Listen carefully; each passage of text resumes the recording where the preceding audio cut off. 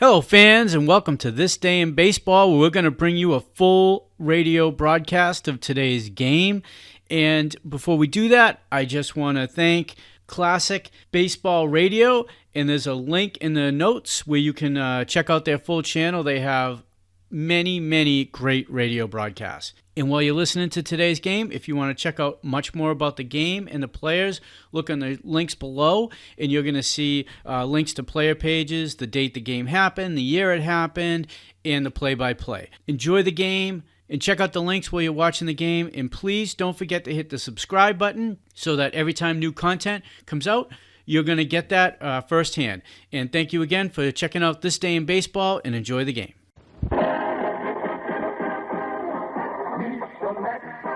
Reach the net, step right up and reach the net.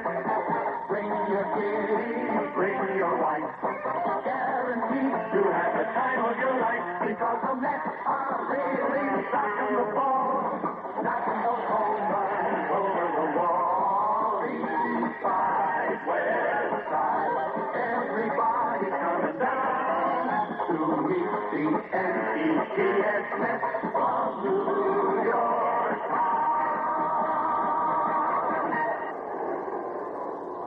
Everybody, this is Bob Murphy with Lindsey Nelson and Ralph Kinder, greeting you from the Polo Grounds in New York with a broadcast of today's game between the New York Mets and St. Louis Cardinals, presented by Rheingold Extra Dry and Cool Cigarettes. Today's broadcast is authorized under radio rights granted by the New York Mets solely for the entertainment of our audience. Any publication, reproduction, or other use of the descriptions and accounts of this game without the express written consent of the New York Mets is prohibited. Right now, Cardinal manager Johnny Keane and New York skipper Casey Stengel are meeting with Al Barlick and his umpiring team at home plate, while Johnny McCarthy's ground crew carefully manicures the infield. Right now would be a good time to check your supply of fine, cool Rheingold. Rheingold Extra Dry. Yes, sir, put some Rheingold on ice. It'll add a lot to your enjoyment of the game.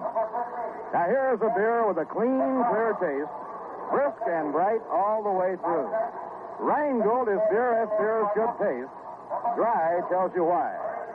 And say right now would be a good time to light up a cool cigarette. Cool Filter King, the cigarette that gives you rich, mellow tobaccos and extra coolness. A refreshing coolness you feel in your throat.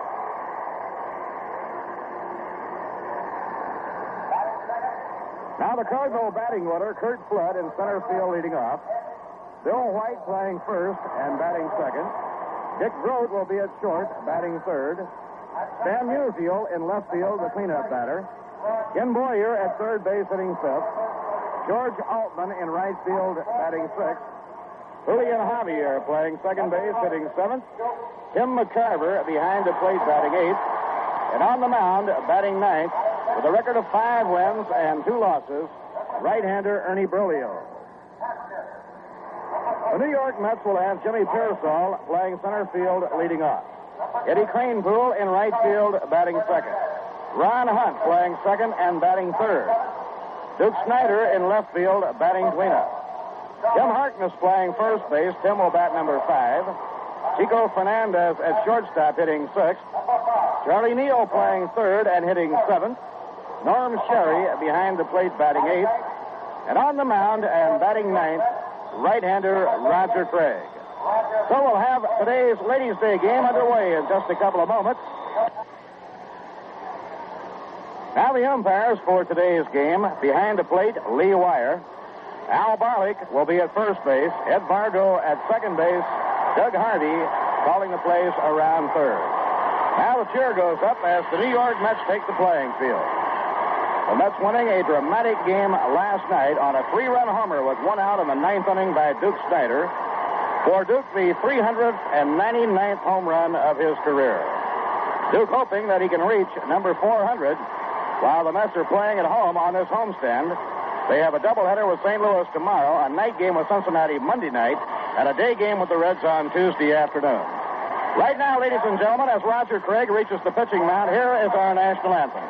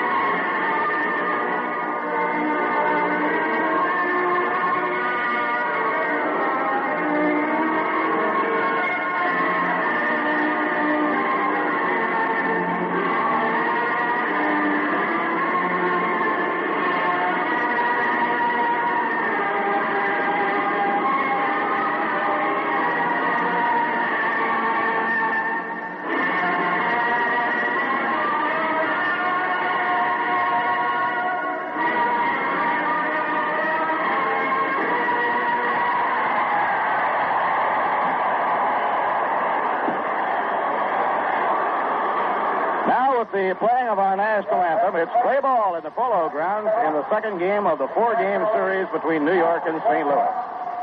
Tomorrow afternoon, a doubleheader with the Cardinals starting at 2 o'clock. Casey Stengel will have Carl Willie and Jay Hook pitching against St. Louis tomorrow. For the Redbirds, left-hander Ray Sadecki in one game. In the other game, either veteran southpaw Kurt Simmons or right-hander Ray Washburn. Good seats available. We hope you're planning to be with us. For those of you who will be driving in, the Yankee Stadium parking facilities are available, as well as the locations around the Polo Grounds. The Cincinnati Reds come in on Monday night to open a two-game series and almost unnoticed. Freddie Hutchinson has rallied his troops, and they are now only 3 games out of first place. Despite the fact that his two top pitchers, Bob Perky and Joey Jay, were able to accomplish very little over the first 6 weeks of the season. Bob Perky had a sore arm at the start of the season. Perky has won only 1 game. Joey Jay, a 20-game winner the last 2 years, has won 3 and lost 8. But Jim Maloney stepped forward with Jim O'Toole to establish themselves as 2 fine pitchers, and the Reds now are only 3 games out. There are 4 teams virtually tied for first place in the National League. Actually, the Dodgers are in front by 2 percentage points. First pitch of the game to Kurt Flood is fouled off to the left, strike 1. Roger Craig has a lifetime record against St. Louis of 9 wins and 11 losses.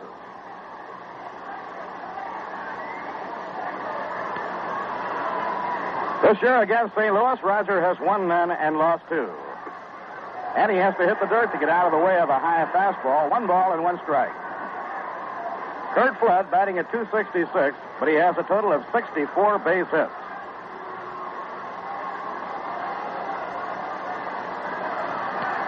Here's the pitch on the way. Bounced foul off home plate back toward the Cardinal dugout. Kurt Flood has already scored 49 runs. One statistic you hear not too much about, but is terribly important to the success of any ball club and to any ball player as an individual when it comes contract time during the winter, is the number of runs scored, which is a fine indication of a player's true value to a team. Inside, ball 2, 2-2. Ralph, I know players look forward to scoring 100 runs or more in a year. Well, with this ball club, Flood certainly should do that because he has good hitters behind him and he gets on quite often. Ground ball past the mound, going up the middle for a ground single to center field. Flood led off the game last night with a double to right field and scored on a double by Dick Grote.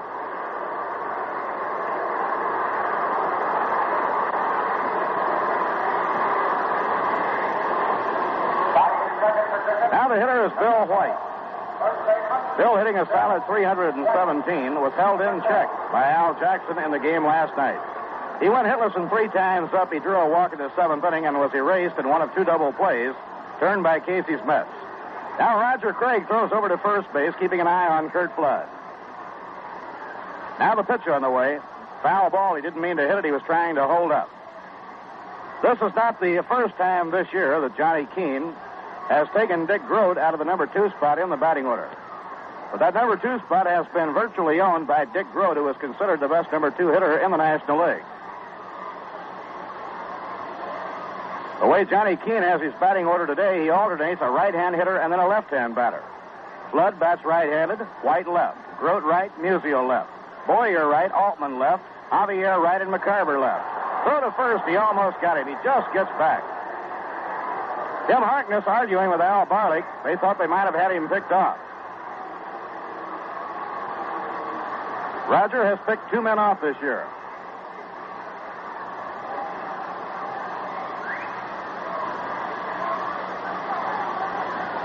Now Roger up in pitching position. Flood with a short lead off first. Here's the pitch. Foul ball and a check swing back into the screen, and the count strike 2.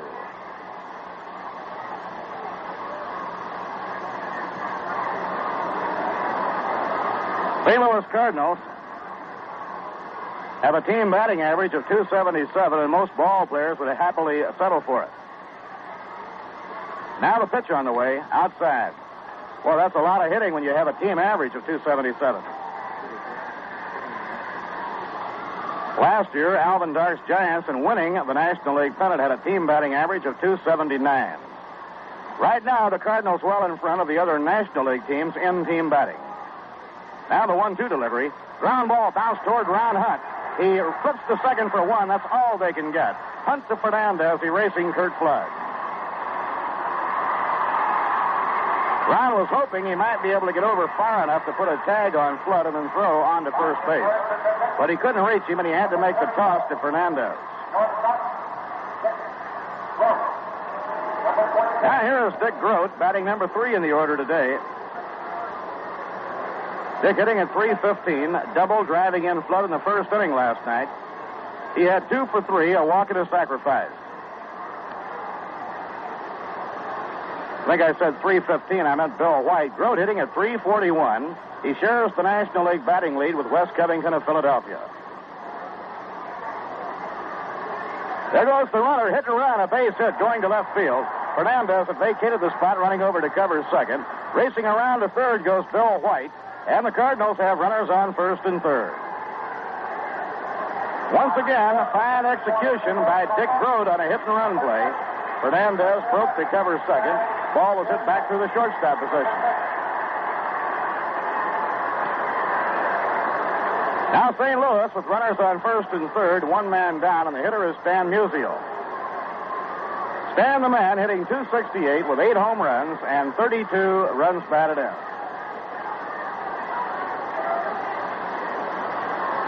In the all-time home run derby, Stan the man ranks 6th. He has a total of 471 home runs. Now the pitch on the way by Craig, and it's popped up down the third baseline. Out in front of the plate is Norm Sherry. Sherry calling, grabs it in foul territory. Musial fouls out to Sherry. 2 men down with runners on first and third, and on to hit will be Ken Boyer. Boyer hitting .327 with 6 home runs. He hit his 6th in the game last night, and 39 runs batted in. He leads St. Louis in RBIs with 39, and the runner-up, Curt Flood, with 38. One of the reasons for the surge of the Cincinnati Reds, a team considered by many as a real threat for the flag, has been Frank Robinson. He now has taken over the lead in the National League in RBIs. Robinson has driven 43 runs in. Felipe Alou, 40, Orlando Cepeda, and Ken Boyer, 39. Outside and low. Henry Aaron has driven in 40. So the league leader now is Frank Robinson of Cincinnati. Reds only 3 games off the top. Are here for a night game Monday night, a day game on Tuesday.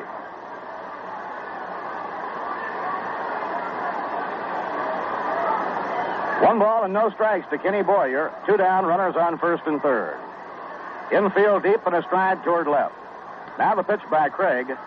Off the outside corner, 2 balls and no strikes.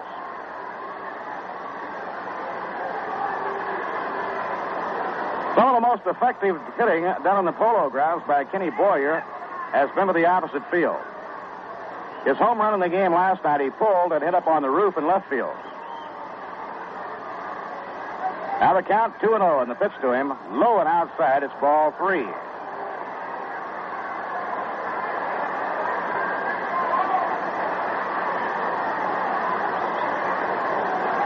George Altman, the right fielder, is the on-deck batter, and then Julian Javier.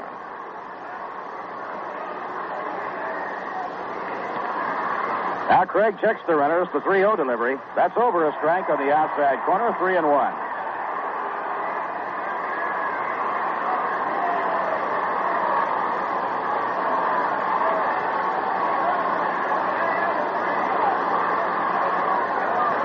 Roger comes to the stop, throws to first, a low throw. Harkness digs it out. Count 3-1 on the hitter, Kenny Boyer.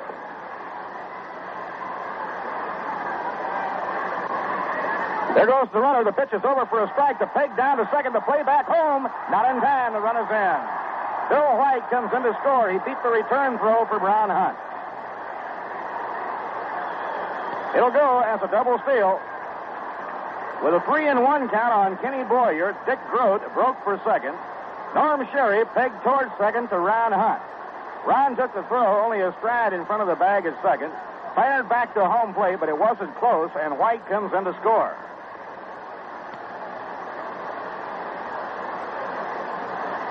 Ron unable to get up very far in front of second base to cut off that throw to fire it back toward home.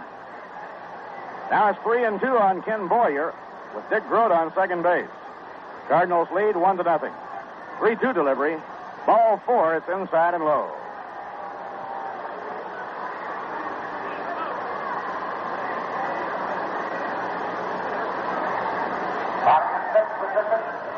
Number 26, right fielder, Altman. Number 26.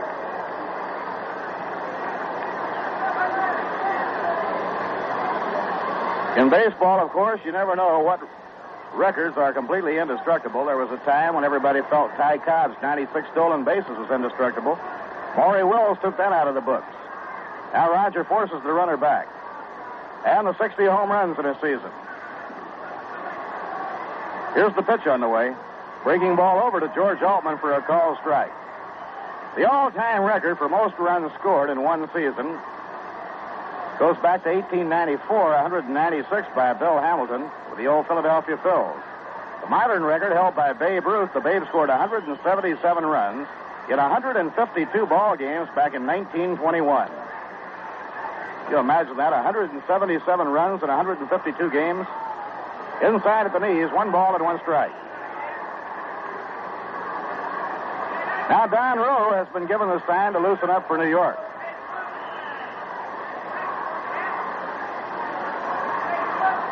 Dick Grote on second, Kenny Boyer on first. 1 run is in.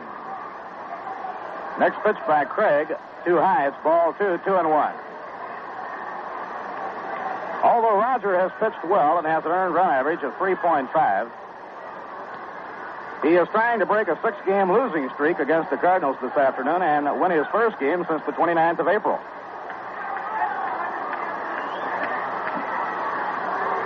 Pitching 2-1. Curve in the dirt, and it's ball 3, 3-1 to George Altman. Julian Javier, the second baseman, is the on-deck hitter.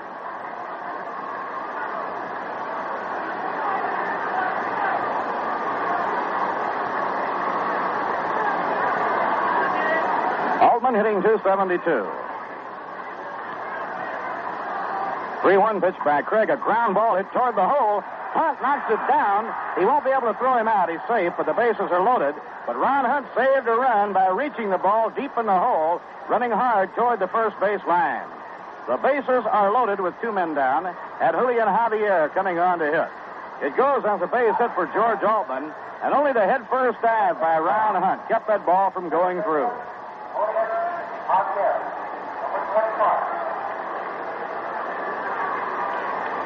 A number of times this year we have seen Hunt save a run with an all-out effort to stop a ball from going through the hole. Even though he was unable to throw the runner out, he kept the run from scoring at the moment. Now the base is loaded. Javier is the 7th man up in the inning, and Javier wants the ball looked over by umpire Lee Wire. We have thousands of youngsters, midget Mets, who are here as guests of the New York Mets for this afternoon's game. And they are filling the air with the chant, "Let's go Mets." Craig winding, the pitch to Javier. Low, it's ball 1.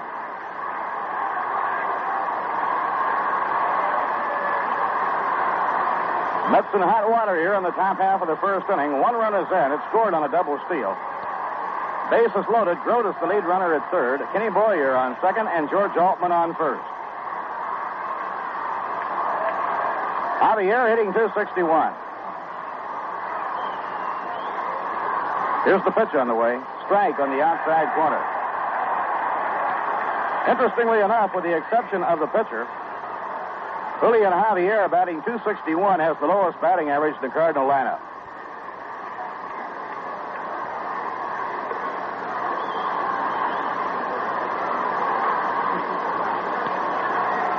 One ball, 1 strike. Now Roger has his sign, winds and pitches. off the outside corner. 2 balls and a strike.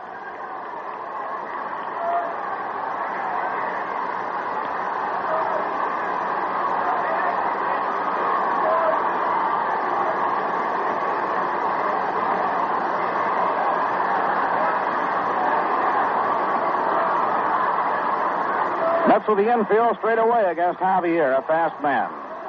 Now the 2-1 pitch by Craig, a swing and a miss. And the count is even 2-2. He went after a breaking ball about knee-high on the outside corner. St. Louis with Joe Schultz on the coaching lines at first and Vern Benson on the lines at third. Johnny Keane directing his ball club from the dugout. Now Norm Sherry signs for the next pitch. It's 2-2 to Javier with the bases loaded. Here's the pitch on the way. Just missed the outside corner. It's 3-2. Roger Craig comes down off the mound. Roger thought he had him struck out.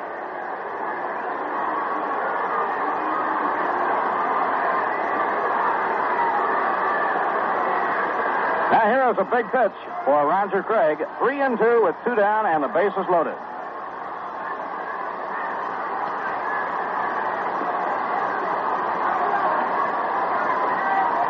Tim Mccarver, the catcher, is waiting on deck. Mccarver, a left-hand hitter, is batting at .315. Now Craig up in pitching position. 3 runners will be leading away. Groth, the lead runner, Boyer on second, Altman on first. Roger working from the stretch to keep him close. A pickoff attempt to throw to first, almost a wide throw. Harkness had to reach on to grab it. They put the play on. Tim was back at fielding depth on 3-2.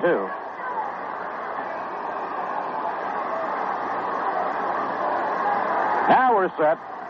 Here's the pitch on the way. A ground ball hit to Fernandez. He's up with it. He whirls and throws to first. The side is out.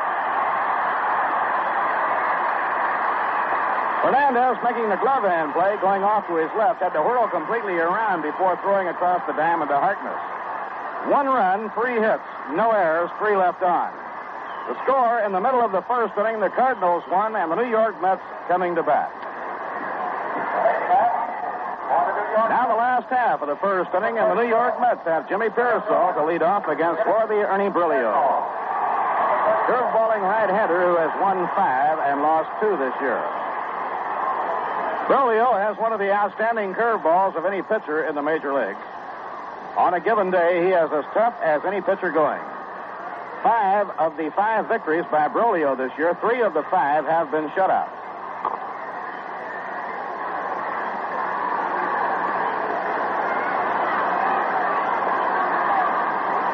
Brilio 1-0 against New York this year. He shut out the Mets to win 7-0 on a 2-hitter on opening day.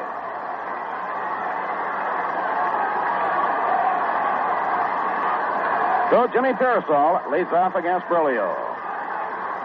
The veteran right-hander out of his windup. Here's his pitch. There's that curveball. It's over. A strike called on the outside corner. Eddie Cranepool batting number 2, and Ron Hunt bats third.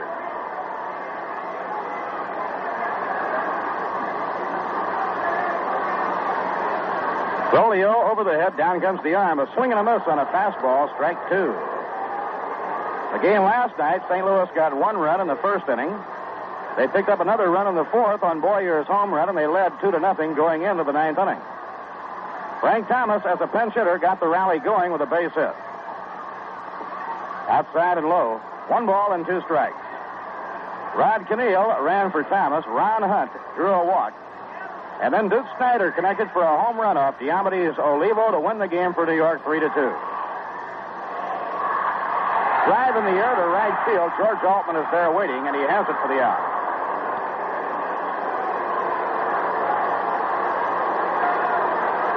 Pearsall hit the ball hard. A line drive to Altman in right field. 1 out and nobody on. Now Eddie Cranepool coming on.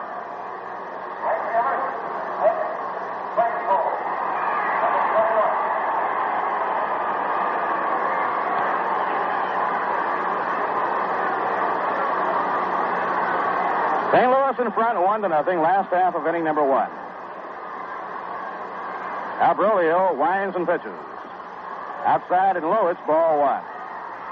Eddie has been working hard trying to improve his way of hitting to the opposite field, to go with the curveballs that are being thrown to him by the enemy pitchers.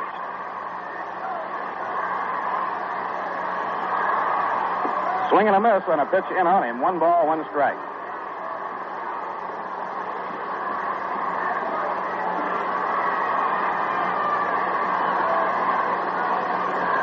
Doubleheader tomorrow with St. Louis will start at 2 o'clock. Hope you're planning to be with us. Now the 1-1 pitch by Brolio, and Eddie lays off a fastball too high. 2 balls and 1 strike.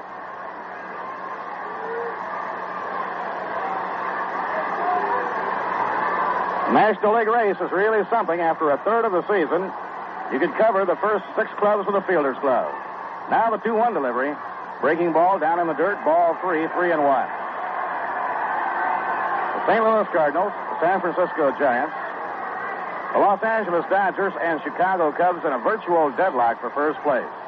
Dodgers actually have the lead by 2 percentage points, but in games won and lost, they're in a tie. Now the 3-1 pitch. Fastball over, a call strike. 3-2 on Eddie Kranepool.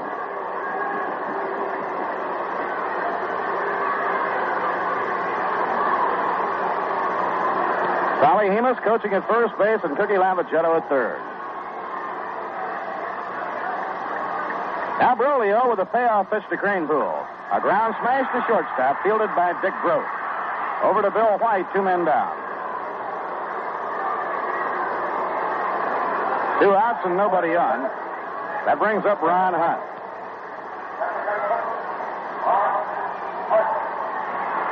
Not since the Milwaukee Braves won pennants back-to-back has any team in the National League been able to do so. Every year, the National League has had a new Cinderella team, a new champion.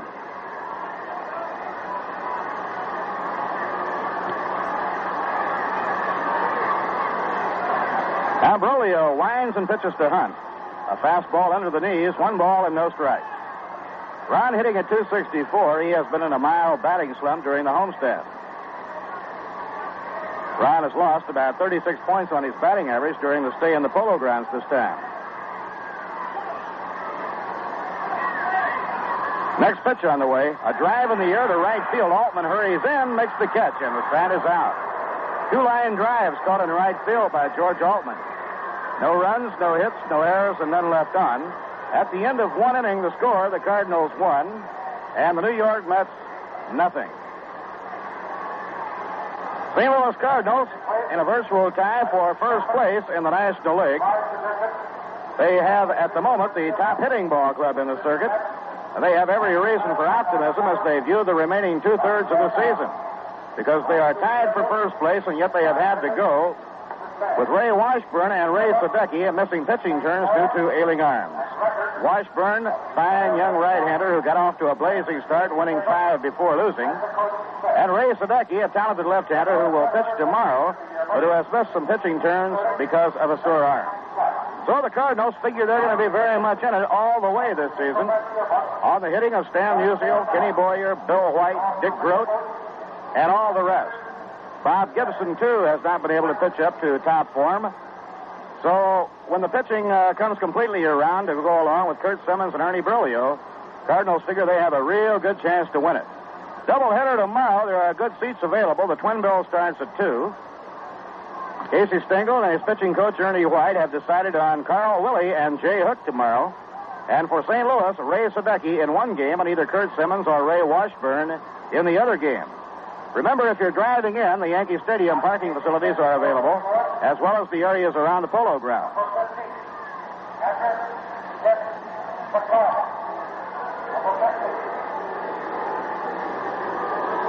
Now, Tim Mccarver is up against Roger Craig in the top half of the second inning. Curve is over. Strike 1 call.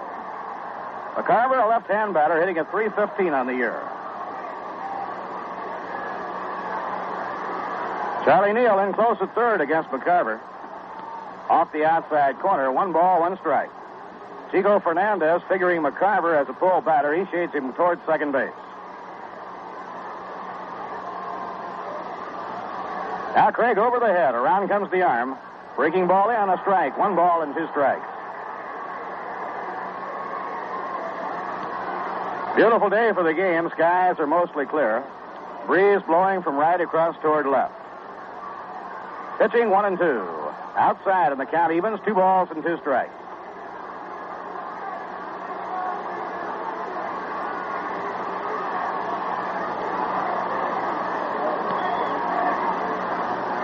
Now Norm Sherry setting up the target. The 2-2 pitch. A long drive that may go foul toward the roof. A foul ball over the roof and out of play. The ball went up over the roof like a pistol shot, but it was foul by 10 or 15 yards.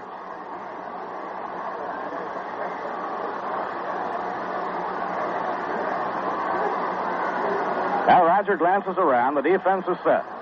The 2-2 pitch. A ground ball slowly hit. Ron Hunt moving in, digs it out of the dirt. Flips it over to Timmy Harkness, 1 away.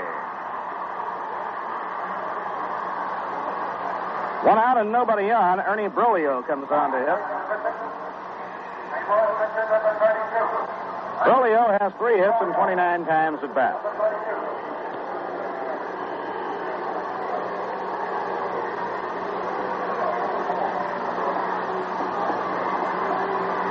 Broglio batting right-handed.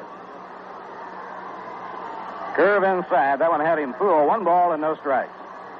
He was turning away. The pitch actually wasn't that close. It broke fairly close to the inside corner.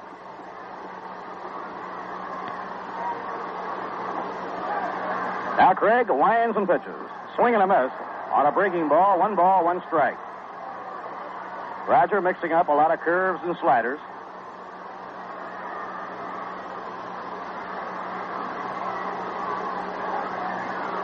Mets bunch toward the middle defensively against Broglio. A swing and a miss. Strike 2. 1 ball, 2 strikes.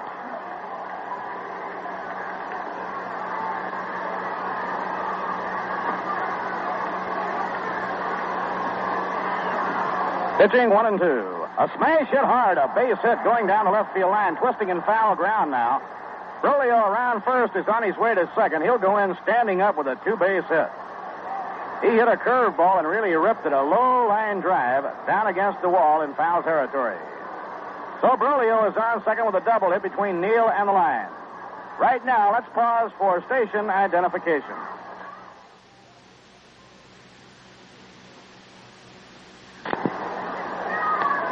Bob Murphy with Ralph Kiner and Lindsey Nelson from the Polo Grounds. Ernie Broglio has just doubled down the left field line. And the batter is Kurt Flood, the leadoff hitter and center fielder. He singled to center field, leading off in the first inning. Ball 1.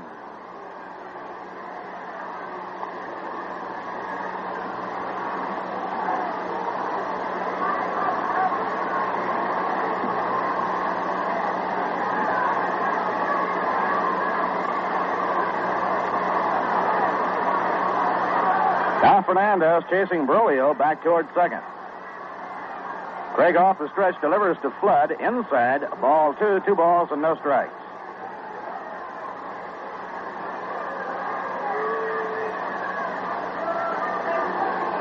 Both of these teams, the Cardinals and the Mets, have done well in the low-scoring, close ball games this year. 20 of the 55 games played by the Mets decided by 1 run. Mets have won 11, lost 9. Ground ball towards short. Fernandez will have to hurry this one. The peg is in time. He got him by a running stride. Holding on. This is WGY Schenectady. Chico has been playing a good shortstop for New York.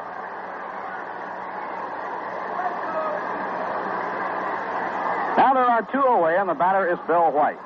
He reached safely on a force play in the first inning. White hitting at .315 on the year with 8 home runs and 38 runs batted in. He later scored in the first inning on the front end of a double steal. A line drive loop towards short right field. Out goes Hunt. He can't make the play. It breaks off his glove. Broglio in to score. The peg to second, a high throw. It gets by everybody. Backed up now in foul ground by Norm Sherry. It'll be a double for Bill White. He tomahawked kind of a soft line drive out into right field. Ron Hunt, after a desperate run into right, jumped up and got a glove on it but couldn't hold it. It'll go as a double with a run batted in, and the Cardinals lead 2-0.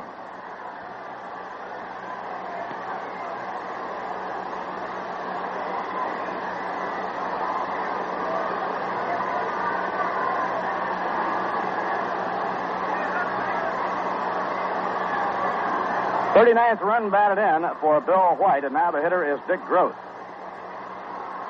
So near and yet so far. Ron Hunt almost had the ball caught.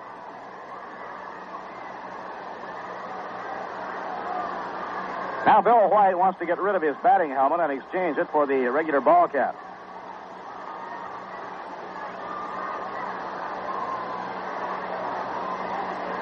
St. Louis now with 2 runs on 5 hits.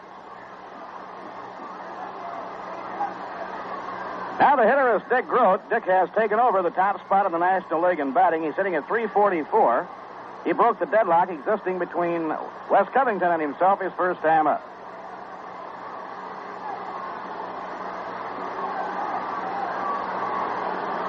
Now Craig off the stretch, delivers to Grote. Low and outside. 1 ball and no strikes. All of the American League games will be tonight. There will be 3-day games in the National League. At the end of 3 in Philadelphia, Cincinnati nothing, Philadelphia nothing. Jim O'Toole against Art Mahaffey. Now the pitch in the way. A ground ball bounced toward the left of Charlie Neal. He catches up with it. Now pegs to Harkness, and the side is out.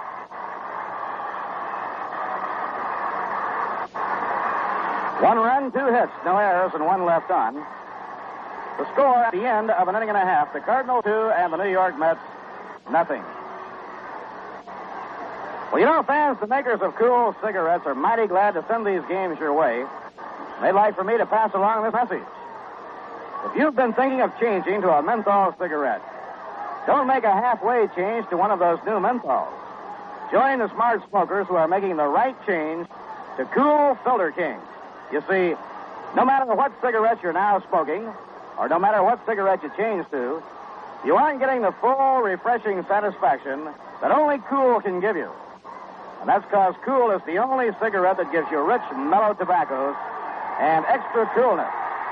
Extra coolness that comes to you free and easy through Cool's pure white filter. Extra coolness you can feel in your throat every time you light up from the very first cigarette in the morning to your last cigarette at night. So come up to Cool Filter Kings with a pure white filter. Buy a carton. You'll never have to change again.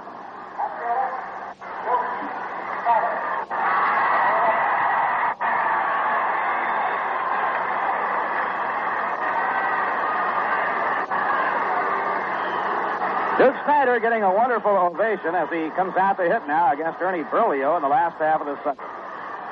In the history of baseball, only 8 men have hit 400 or more home runs. Duke Snyder, after the dramatic home run last night, needs only 1 more to reach 400. The all-time leader, of course, Babe Ruth with 714. Old Double X, Jimmy Fox was next with 534. Outside and high, ball 1. The splendid splinter, Ted Williams, wound up third in the all-time derby with 521. The late and beloved Mel Ott had 511. Lou Gehrig, 493. In the dirt, a curve, ball 2, 2-0. Then you switch to the acting player. Stan Musial is 6th with 471. Mickey Mantle 7th with 415. Eddie Matthews 8th with 406. Then comes Duke Snyder. Outside and high, ball 3. After Duke Snyder, the next great player in the National League, due to reach the 400 mark, will be Willie Mays. Right now, Willie has 379. Pitch thrown to the Duke is over for a call strike, 3-1. Number 11th, Gil Hodges, now the Washington manager with 370.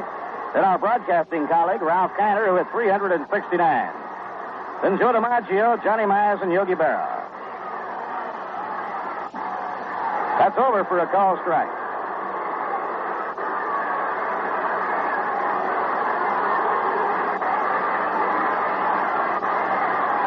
Full count, 3-2 on Duke Snyder, leading off in the last half of the second.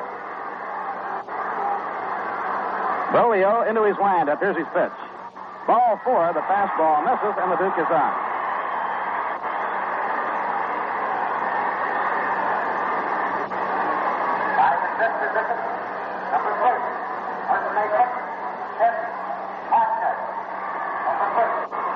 Now batting for the New York Mets, Tim Harkness. Tim hitting .225 with 4 home runs and 16 runs batted in. Harkness, a full hitter. They play him around toward right and allow for his power. Now Broglio pitching off the stretch. And the ball is popped up on the left of the third base line. Calling for it, Kenny Boyer. He has it, retiring Harkness in fair territory.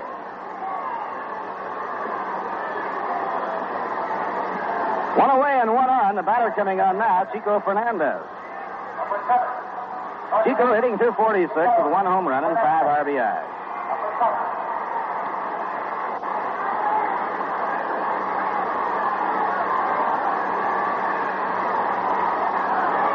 Everybody was wondering in the 9th inning last night when Olivo came on to relief why he had so much trouble getting the sign. It turned out he had forgotten his eyeglasses.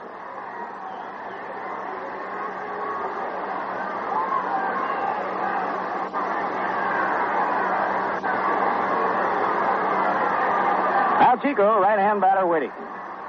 Pitch by Broglio. He started him off with a curve, and it's over. Strike one call.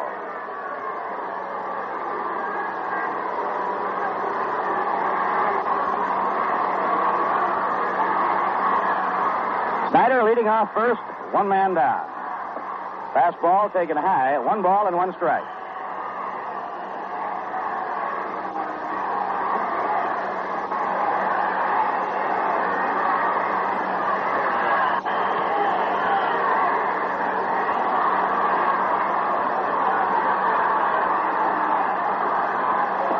Now the 1-1 delivery. Foul ball back into the screen.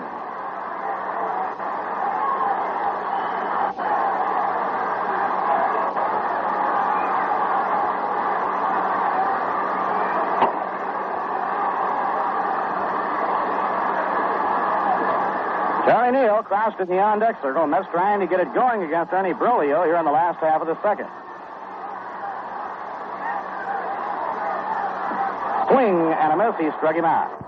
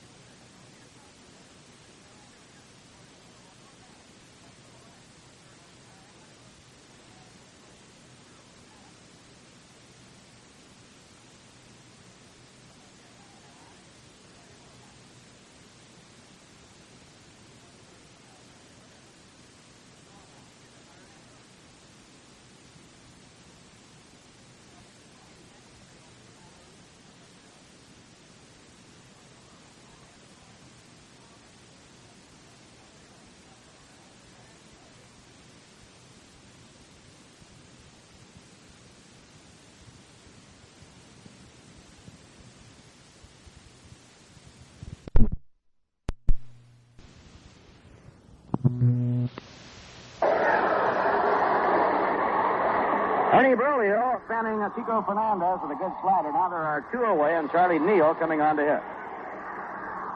Charlie hitting .231.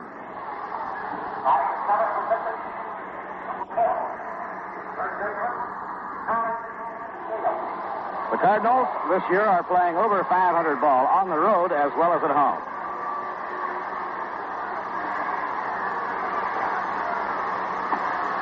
Swing and a miss by Charlie. Strike 1. The Mets are over 500 in ball games played here in the Polo Grounds. Mets have now played 29 games at home this year. They've won 16 and lost 13.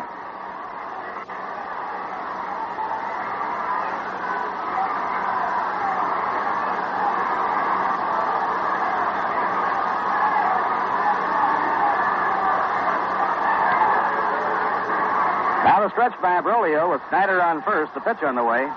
Outside, 1 ball, 1 strike. Norm Sherry, wearing his shin guards, swinging the leaded bat in the on-deck circle to loosen up his muscles.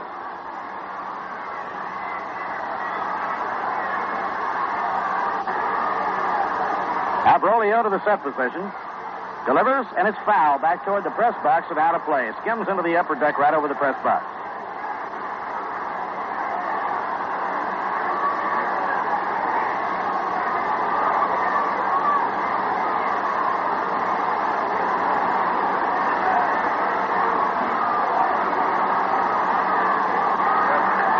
Bill White a stride off the bag at first.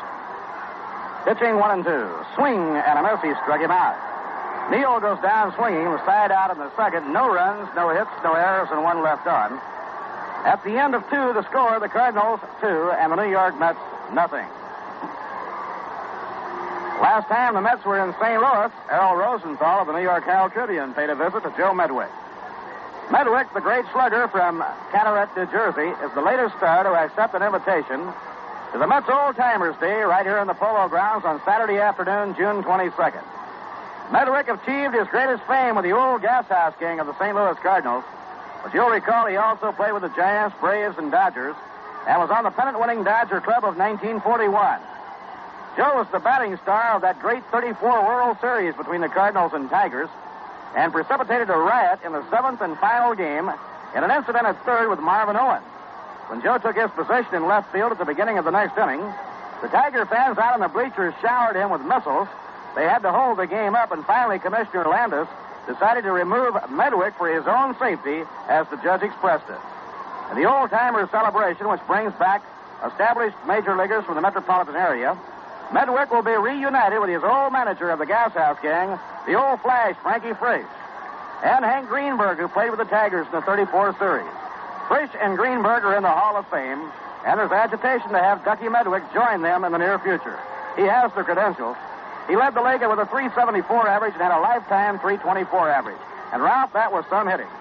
It certainly was, and here's some hitter up at the plate right now, Stan Musial. Stan, a cinch to be in the Hall of Fame after he quits playing ball within 5 years. He has to wait 5 years. Musial fouled out his first time up, and he takes low for ball 2. Speaking of throwing vegetables on the field, Bob, how about yesterday in Detroit? They're still doing it. Hank Aguirre got a base hit, which was sort of surprising, and the fans showered Roger Maris with a little bit of derby shot there. Hank Aguirre batting now 0-58. There's a bouncing ball down toward first, slowly. Picked up by Harkness. He goes to Roger Craig for out number 1. Stan Musial still unable to run well. He's been bothered by a torn muscle. He also popped a blood vessel while playing about a week ago. 1 out now, and Ken Boyer steps in. The score 2-0, the Cardinals lead. Boyer walked his first time up, so he's batting .327 with 6 home runs and 39 runs batted in. Incidentally, Gary said all hitters use him as a measure. They're either hitting better than he or worse. Here's the first pitch to Boyer, a ball called, a fastball inside. Gary doubled for his first extra base hit since 1958 in that game against the Yankees yesterday. A double right after him found him at third base. Here's the 1-0 pitch. Bounce down to third. Neal comes in, knocks it down. He can't handle it. Neal charging the ball, got the ball in the half off. It scored an error.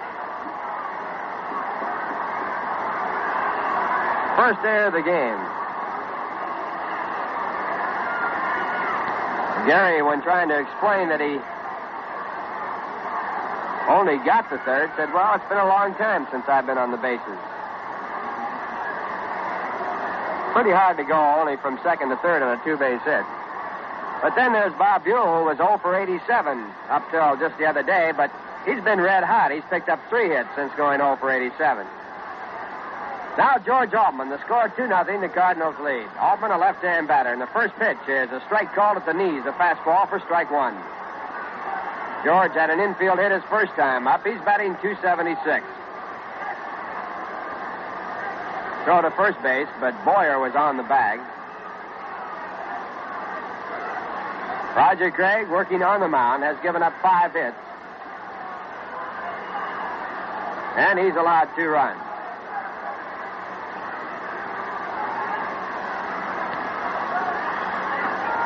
And Altman takes a slider that's just high. 1 ball, 1 strike.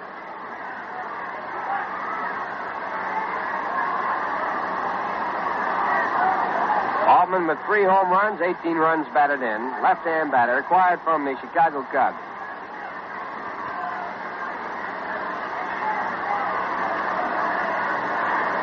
Now Craig back to the plate, and the ball is hit down toward first base foul.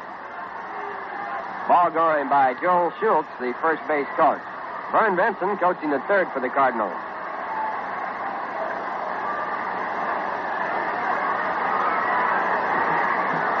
1 ball, 2 strikes, 1 out, top of the third.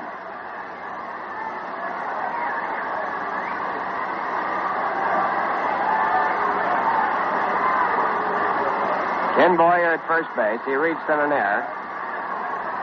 Now leading off, and he draws a throw, but throw is too late. 1 ball, 2 strikes. Now Craig again to first. Again Boyer back. Boyer has not attempted to steal a base this year. This time it's close at first, but Boyer beats the tag. Oh, that Roger, he's tough. Cardinals are a running ball club. Kurt Flood leads the club in stolen bases with 9. George Altman has 8. They like to run. Now Craig again to first, again close. Both the last 2 times, Boyer had to dive back in. Al Barlick, the first base umpire.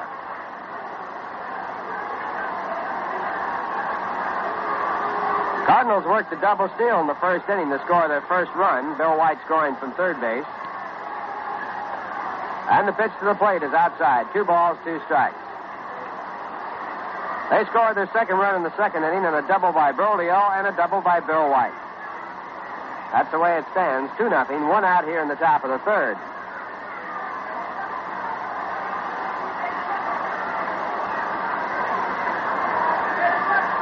Now Roger back to the set position. And to first base. Boyer this time back a little more easily. Here again, 2-2. The curveball fouled out of play. So the count a hold at 2 balls and 2 strikes with 1 out. Wind blowing in from center field.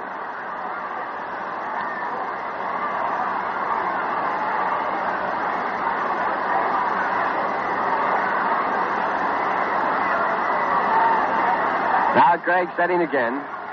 And the pitch is swung on and missed. A strikeout for Roger Craig, his first in the game. Now with 2 out, the batter will be Julian Javier. Julian hit a hard ground ball down to Chico Fernandez his first time up. He's batting .260. Right-hand batter with 4 home runs, 14 runs batted in. He had a long triple in last night's game, won by the Mets by a score of 3-2. This game, the second of a 4-game series. The Cardinals and Mets a doubleheader tomorrow. Game time at 2 o'clock. Javier looks at the first pitch, ball 1. Scheduled pitchers tomorrow, it'll be Carl Woolley for the Mets and Jay Hook in the second game. Ray Sadecki and either Ray Washburn or Kurt Simmons going for the Cardinals.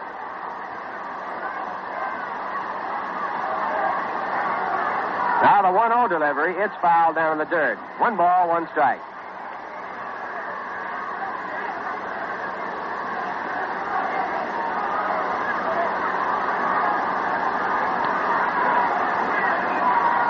Cardinals just a couple of percentage points out of first place. Dodgers now lead with 30 wins and 23 losses. Cardinals have 31 wins and 24 losses, as do the Cubs and the San Francisco Giants. Roger at 1-1. A bunt attempt, he misses. It's strike 2. Charlie Neal playing a deep third base, and Javier trying to take advantage. 1 ball, 2 strikes. As Bob Murphy told you earlier, the Cincinnati Reds, who will be coming in here for a 2-game series on Monday and Tuesday, Monday a night game, have been the real surprise of the league of late. They're in 5th place, but only 3 games back.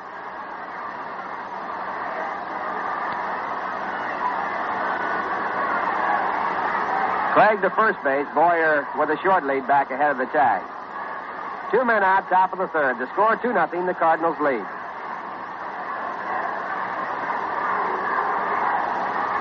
Craig quickly to first. This time Boyer dives back in, again beating the tag.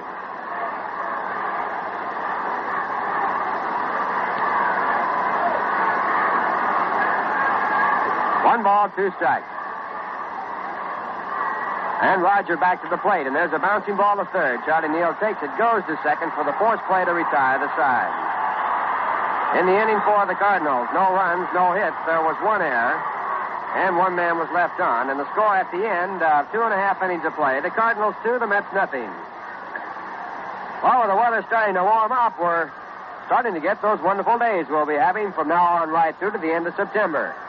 And you know, no matter what you have in mind to do this summer, be it fishing, boating, tennis, or just settling back with the radio to listen to the Mets games, there's one sure way to enjoy it more. A cold glass of refreshing Rheingold Extra Dry by your side. Wonderful days call for the wonderful taste of New York's favorite beer. A taste no other beer can match. And 2 little words, Extra Dry, tell you why Rheingold tastes so good. They tell you that Rheingold is brewed the long, slow, costlier way for a flavor that's brisk and bright and clean clear through. Good idea would be to enjoy a glass right now. Rheingold Extra Dry.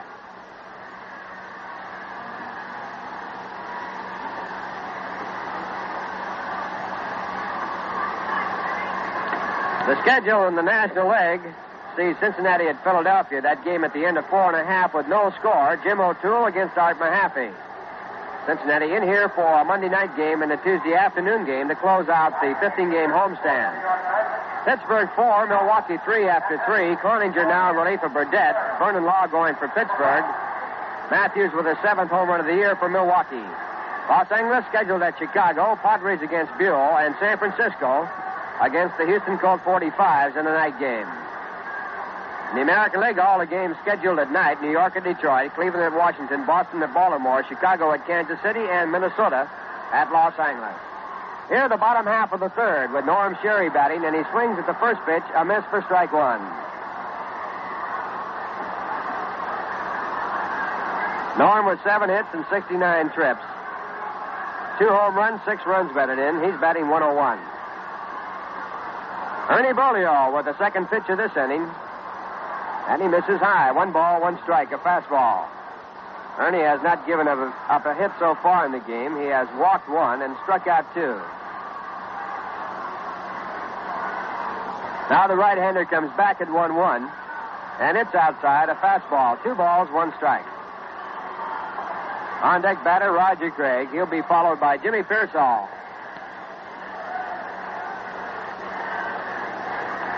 Cardinals lead 2-0. Bottom half of the third.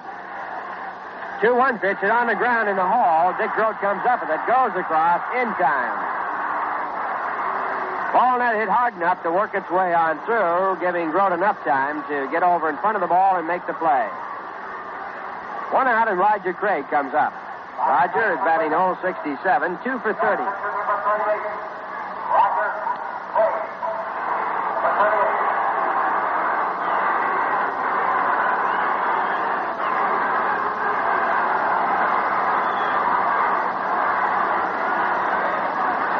Craig, a right-hand batter. Bolio, a right-hand pitcher.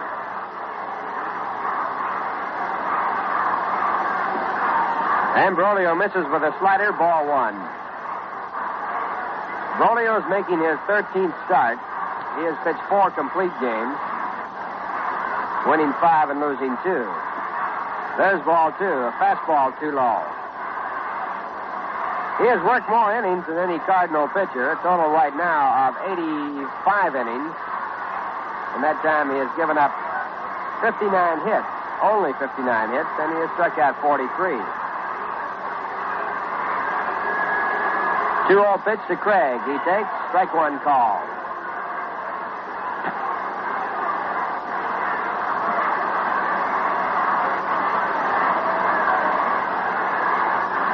Two balls, 1 strike. The Cardinals 2, the Mets nothing. 1 out here in the bottom half of the third. And there's strike 2. So 4 pitches by Ernie Bolio, all looked at by Roger Craig, and they count 2 balls, 2 strikes.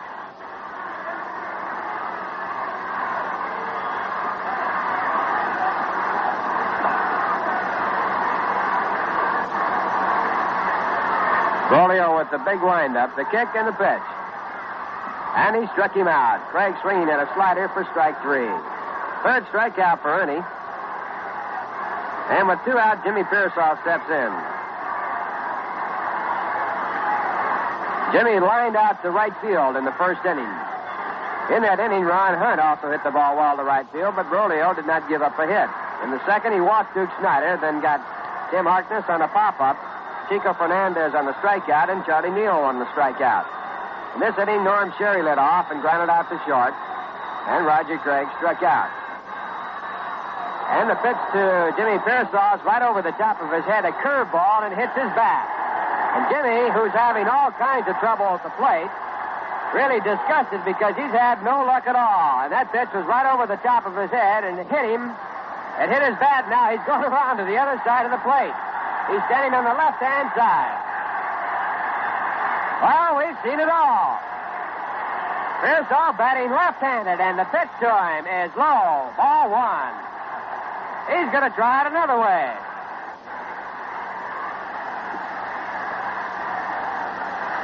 Well, this is the place for at the Polo Grounds.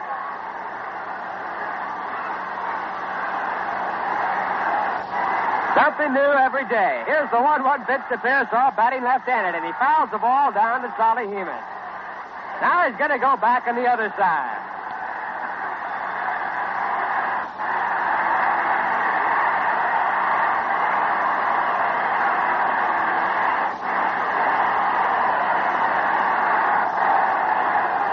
The umpire, Lee Wire, throwing out a new ball at Brolio, misses the pitch, and the ball goes out to center field. Now time call as Mccarver goes out to talk to Brolio.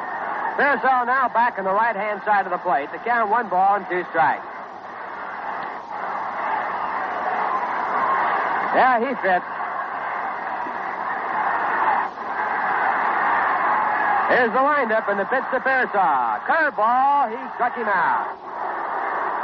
So 2 strikeouts in the inning, number 4 in the game for Ernie Brolio, and the side is retired. 1, 2, 3 for the right-hander. And the score at the end of 3 innings of play. The Cardinals 2, the New York Mets nothing. Well, we've seen just about everything now. Jimmy having all kinds of trouble with base hits coming his way. He's hit the ball well, and when he tried to get out of the way of the curveball, that was right over his head, and when the ball hit his bat, he was thoroughly disgusted. A real ball pitch going for a strike, so he swung around to the left-hand side and fouled the ball off. Well, Pearsall, along with the new official song of the New York Mets, certainly a part of the scene here right in New York. If you've been listening to our broadcast and telecast, you must have heard Meet the Mets because it's played before each game as well as before all Mets home games. The sketchy tune is now available in 45 RPM recording with a vocal on one side and an instrumental on the other. To obtain your copy of the record Meet the Mets, send $1 to Mets official song, Polo Grounds, New York, 39, New York. And maybe Jimmy Pearsall will deliver the copy personally. You can expect just about anything to happen out here when the New Yorks play in the National League, the New York Mets. Top of the 4th inning, the score 2-0. The Cardinals lead. The first man up for the Cardinals will be the catcher, Tim Mccarver. He's batting .309. No home runs, 6 runs batted in. A left-hand batter. And Roger Craig starts his job here in the 4th. First pitch outside, ball 1. Roger has given up a total of 5 hits, allowing the Cardinals 2 runs. They scored 1 run in the first and 1 run in the second.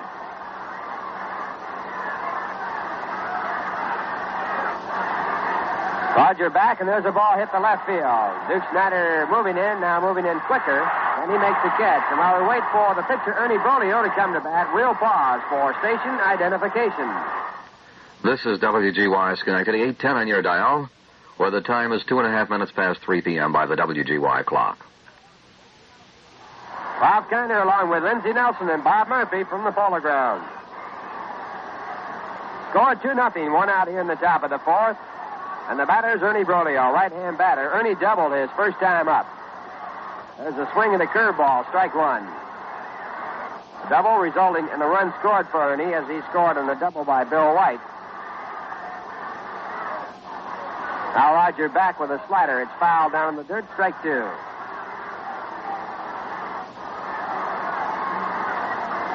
Brolio with 4 hits and 30 trips to the plate.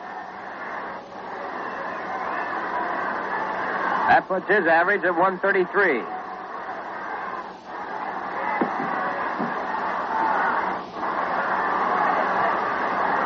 Roger Craig with the two-strike delivery. There's a swing and a miss for strike 3, and Roger picks up his second strikeout in the game. For Bolio, that's the 12th time he has struck out this season. And with 2 out, the batter will be Curt Flood. Curt singled to center field his first time up and then grounded out to short. 1 for 2, batting .267. Right-hand batter. There's a foul ball. Strike 1.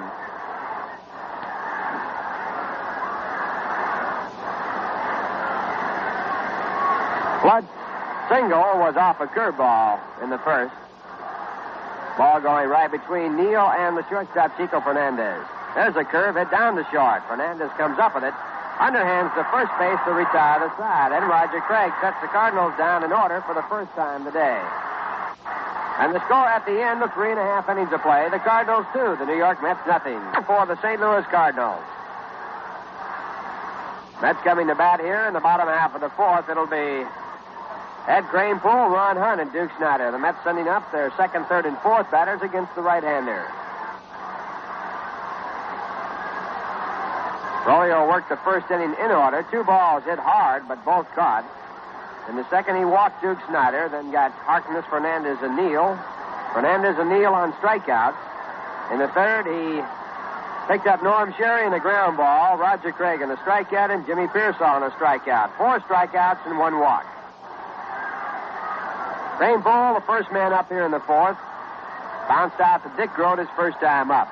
He's now batting .216.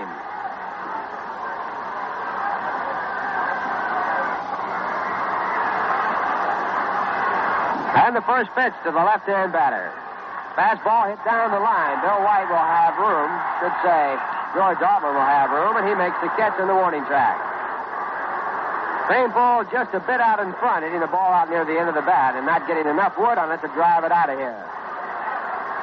1 out for Bolio. It brings up Ron Hunt, who lined out to right field his first time up. Ron batting .263. Ron has hit the ball well of late, but he has not been able to pick up any hits. Duke Carmel warming up in the bullpen for the St. Louis Cardinals, which might mean that Stan Musial will come out. He's in left field. He's being bothered by a pulled leg muscle. First pitch to Hunt. Foul back of home plate, but no chance for the catcher, Tim Mccarver. He charged over there, but was held up. Cardinals 2 runs and 5 hits. The Mets no runs, no hits. 1 out here in the bottom half of the fourth.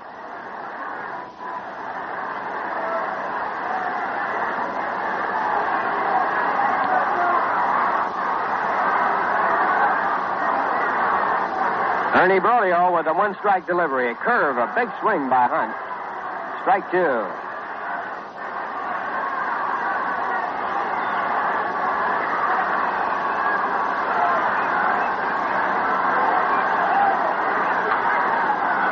Beautiful day for baseball, and 2 coming your way tomorrow. If you haven't made your plans, why don't you come out and join us here at the Polo Grounds?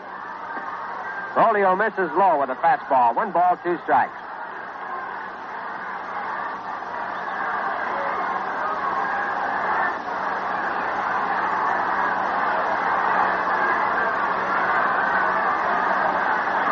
One-two pitch. It's a call, strike 3. Strikeout number 5 for Ernie Bolio. That was a fastball right at the knees. Say right now, why not order up a cold glass of Rheingold Extra Dry. It's beer as beer should taste.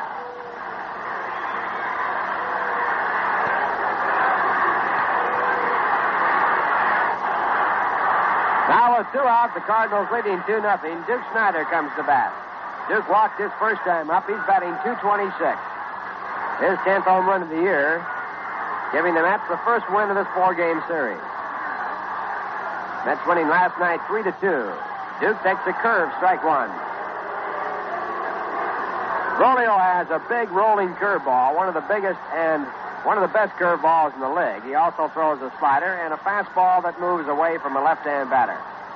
He's been a good pitcher. 1 strike pitch, and it hits Duke in the back. Duke going down to first base, and the Mets have a man at first with 2 men out, and Tim Harkness coming up.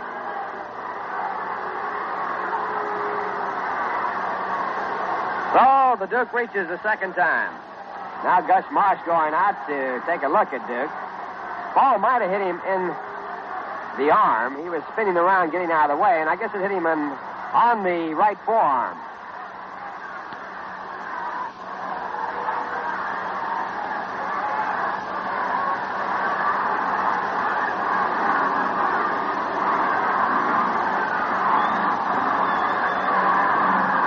Gus Marsh, Sally Emus, and Bill White. Watching Gus work on Duke. He's going to stay in the game.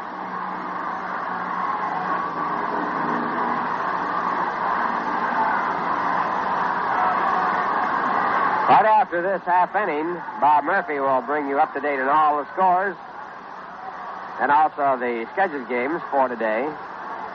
As you probably already know, the Dodgers lead in the National League by a couple of percentage points over San Francisco, Chicago, and St. Louis. They're all tied for second. Cincinnati is in fifth place, 3 games back of the Dodgers, and Cincinnati will be in here to close out this homestand Friday night and, should say, Monday night and Tuesday afternoon. Okay, Duke is okay. And it's Tim Harkness. And the first pitch to the left-hand batter is bounced slowly down to second base. Javier takes a big hop, throws to retire the side. In the inning for the Mets, no runs. They had no hit. There were no Cardinal errors. Duke was hit by a pitch ball, and he was left on. And the score at the end of 4, the Cardinals 2, the New York Mets, nothing. And now here's Bob with the scores. Okay, Ralph, at the end of 5 1/2 now at Johnny Mack Stadium in Philadelphia. Cincinnati nothing, Philadelphia nothing. A pitching duel between Jim O'Toole and Art Mahaffey of the Phillies. Eddie Matthews hit a 2-run homer in the first inning today at Pittsburgh for Eddie's 7th of the year. And now at the end of 5 1/2, the Braves and the Pirates are tied up 4-4. Tony Kleininger relieved Lou Burdett in the second inning for the Braves, and Al McBean replaced the Deacon Vern Law in the fourth inning for the Pirates. At the end of 2 1/2 innings in Chicago, the Dodgers lead the Cubs 2-1. Johnny Padres pitching against Bob Buell. Tonight, San Francisco plays at Houston. Last night, the Colt 45s beat the Giants in 10 innings 2-1. All of the American League games will be tonight. New York playing at Detroit, Cleveland at Washington, Boston at Baltimore, Chicago at Kansas City, and Minnesota at Los Angeles.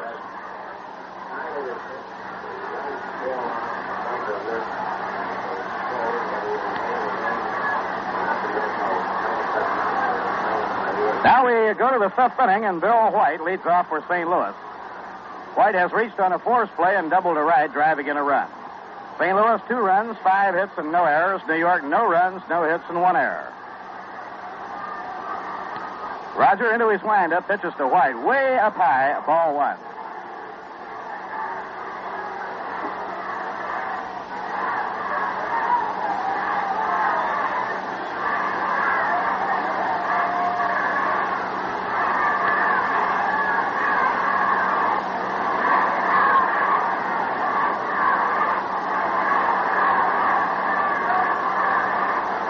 One ball and no strikes on Bill White.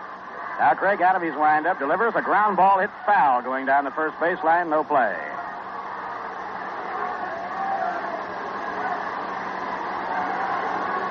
Nobody on, nobody out, top half of the 5th inning.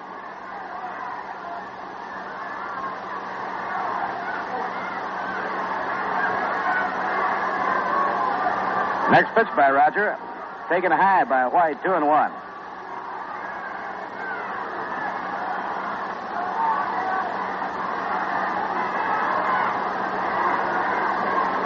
Doubleheader tomorrow with St. Louis, the 8th doubleheader of the year for the New York Mets. Doubleheaders, the Mets have swept 2 doubleheaders, been swept on 1 occasion, and split 4 others. Foul ball. Way out in front on that one was Bill White, and he goes back up on the roof and out of play.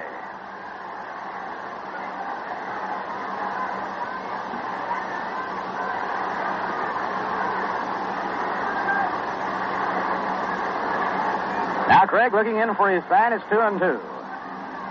Outside, ball 3, and we have a full count, 3-2.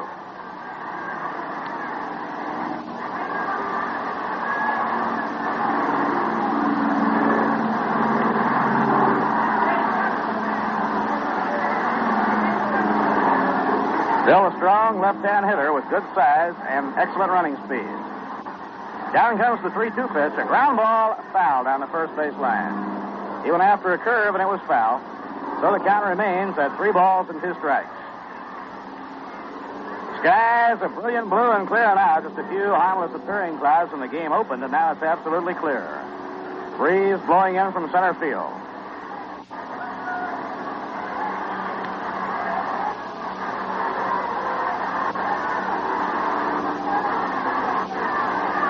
Now the 3-2 pitch, and he pops it up down the first baseline.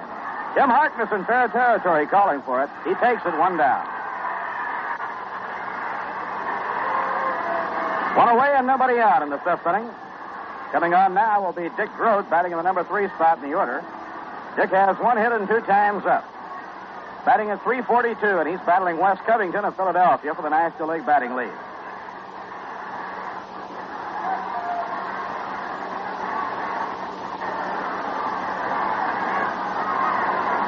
Now Roger double pumps. Pitch thrown to Grote, a little bit high. 1 ball and no strikes.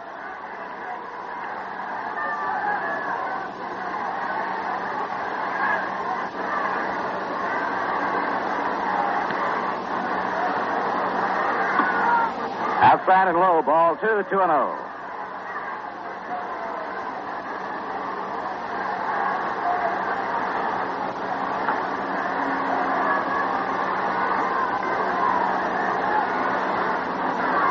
Now the 2-0 delivery, way outside, ball 3, and Craig goes behind on Grote, 3-0.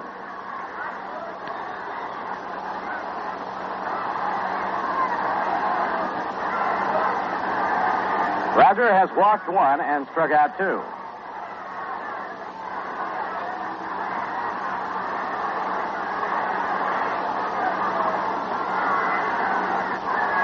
Here's the pitch on the way. Ball 4, it's outside, and Grote walks on 4 pitches.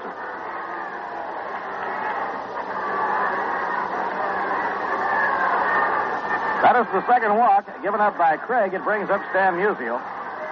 Stan has fouled out to Norm Sherry and grounded out to Tim Harkness with Craig covering the throw. Musial hitting .264 with 8 home runs and 32 runs batted in.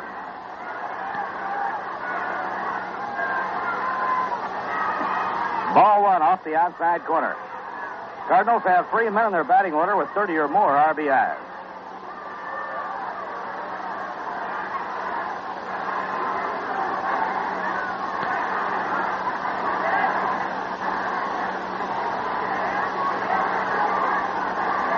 The outfield deep around toward right. Lobbed over to first now by Craig.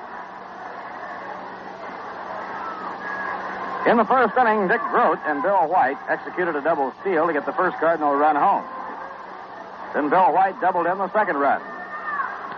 Breaking ball on the inside corner for a call strike. 1-1 on Stan the man.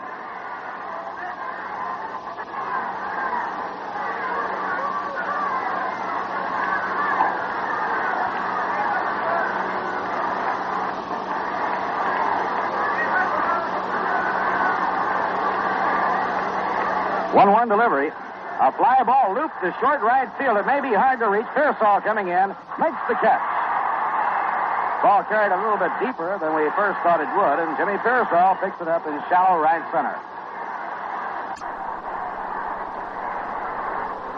Now there are 2 away, and Ken Boyer comes on to hit, batting number 5 in the Cardinal order. Boyer has drawn a walk and reached safely on an error. Ken hitting at .325.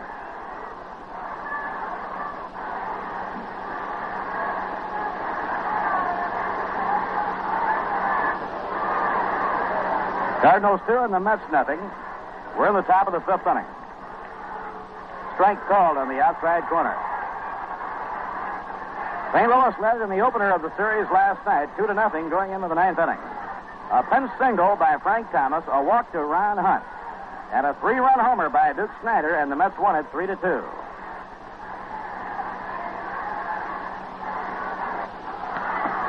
Inside at the knees to Ken Boyer. 1 ball, 1 strike. Roger Craig moving that ball in and out against Boyer. Strong right-hand hitter.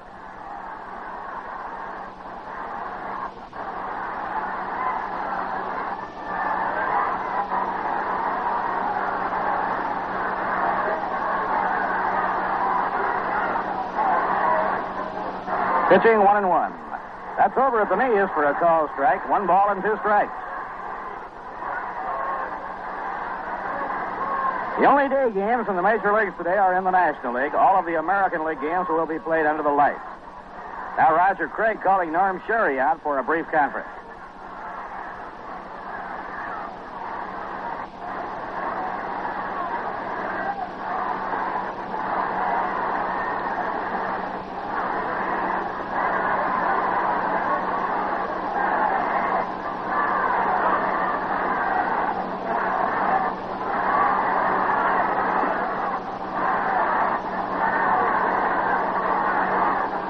Up in pitching position. Delivers a ground smash going up the middle for a base hit by Ken Boyer. Grote is on his way to third. Pearsall doesn't throw to third. He bluffs it and then whips the ball back into Hunt near second. And the Redbirds have runners on first and third with 2 men down.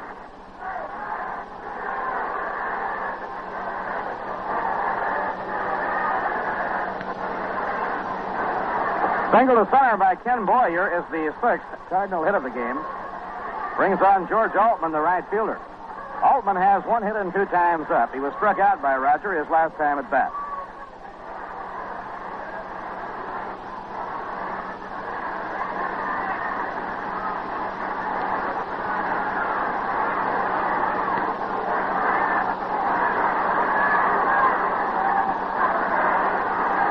Now Craig.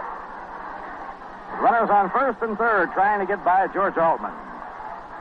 A drive hit hard to right field, a base hit by Altman. Grote comes in to score. On his way to third goes Kenny Boyer. He races into third, and now it's 3-0 St. Louis.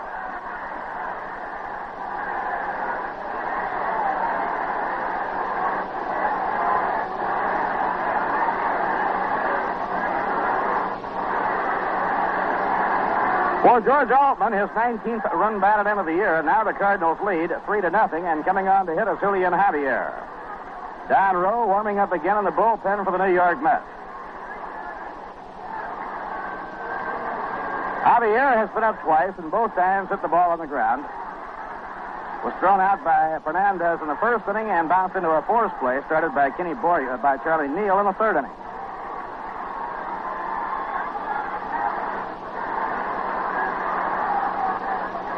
Now Roger off the stretch, delivers, swing and a miss, strike 1.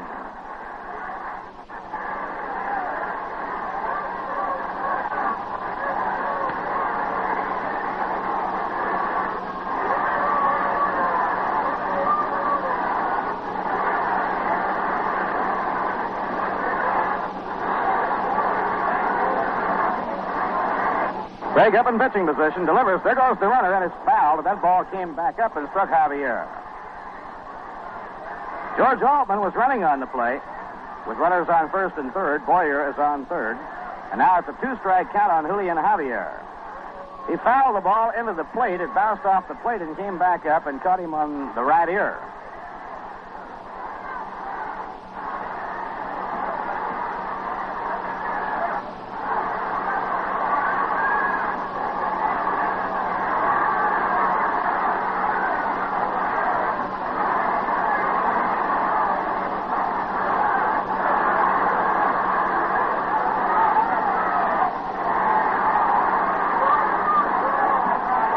Craig with a 2-strike count. Throws to first.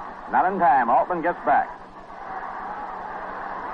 George Altman, an outstanding base runner for a man of his size. 2-strike pitch. Outside and low. 1 ball, 2 strikes on Julian Javier.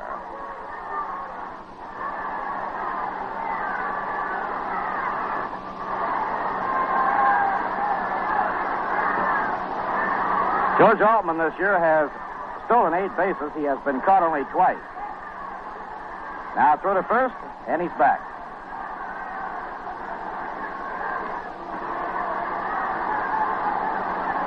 One ball and 2 strikes on Javier, right-hand batter. Throw to first. He's back safely.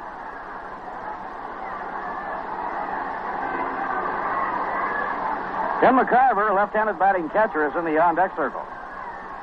Now the pitch thrown. Ground ball slowly hit. Chasing it is Harkness. Craig will have to cover the throw to him. He's out. That ball was that slow, twisting grounder into that no man's land. Harkness had to go get it in a hurry, and Craig had to beat Javier to the bag. 1 run, 2 hits, no errors, 2 left on. So we've come halfway at the end of 4 1/2 innings to score the Cardinals 3 and the Mets nothing. You know, baseball's a funny game in many respects. You see some fellows come along and zoom to the top, and then suddenly they're back in the minors. And I guess that's true of a lot of things. Take beer, for example. It's like baseball, in that to stay on top, you really got to have it. And I guess you'll agree that Rheingold has really got it. It's been New York's favorite beer for many, many years. And Rheingold's amazing popularity can be explained by 2 little words: extra dry. Rheingold brews the long, slow, costlier way, so you get a dividend in taste. A taste that's brisk and bright and clean clear through. Yes, sir, Rheingold is beer as beer should taste. But find that out for yourself. Enjoy a tall, refreshing glass of Rheingold right now.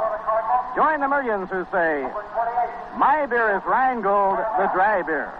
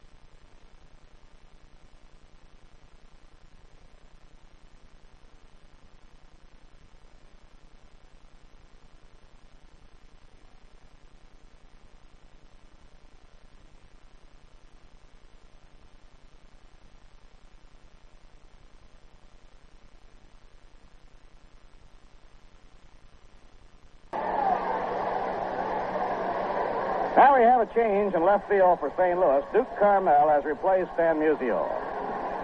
Stan's leg still bothering him some, not able to run at full strength, and so Carmel takes over with the Cardinals leading by 3. And Chico Fernandez is up against Ernie Brolio in the last half of the 5th inning.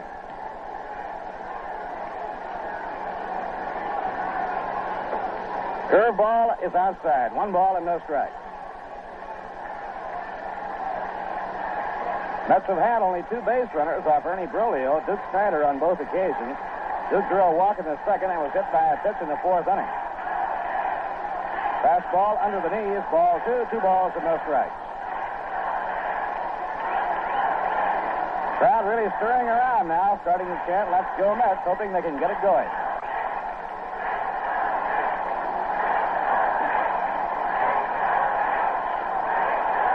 Fernandez the hitter with Neal on deck and then Sherry.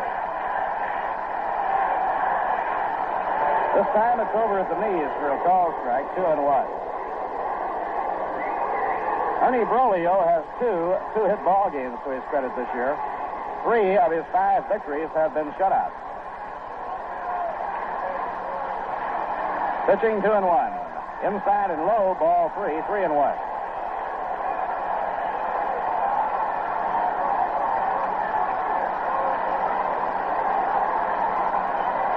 Nobody on, nobody out. Bottom half of the 5th inning. St. Louis 3, New York nothing.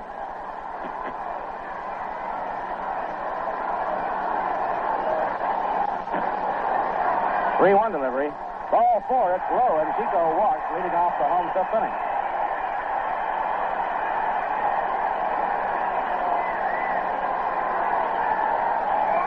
Charlie Neal on to hit for the 2nd time in the game. Charlie was struck out by Brolio in the 2nd. Neal hitting at .230.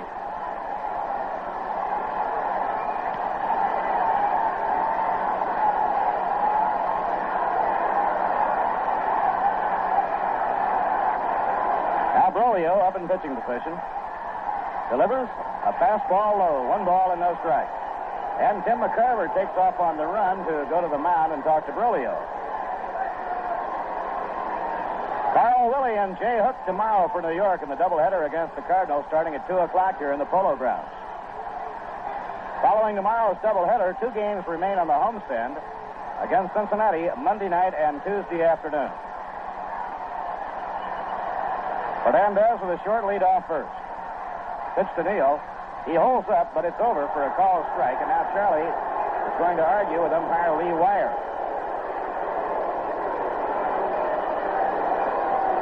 High fastball by Brolio. Neal started to go after it, then thought he had checked up.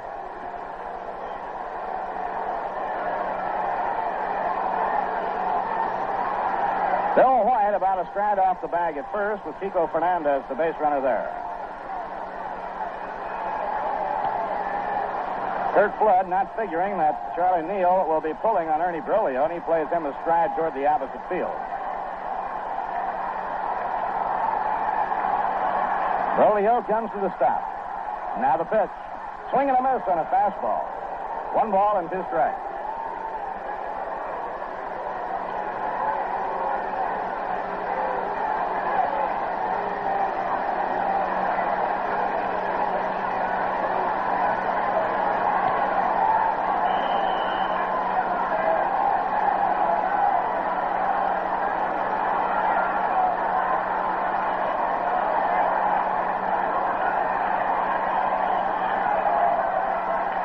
Brolio now steps off to keep an eye on Chico Fernandez.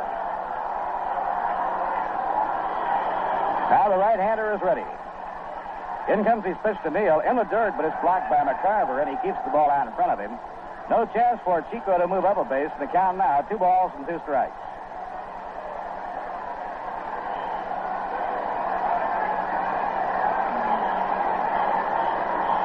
In today's game, Brolio is hoping to notch his 6th win of the year against 2 setbacks. Pitching 2-2. Down the right field line, it's going foul. Foul ball off the scoreboard and foul by 12 or 15 yards. Many of the base hits collected by Charlie Neal this year have been hit to right field. Charlie, in particular, had a good series against the Giants when they were here in the Polo Grounds, and just about every base hit was to right field.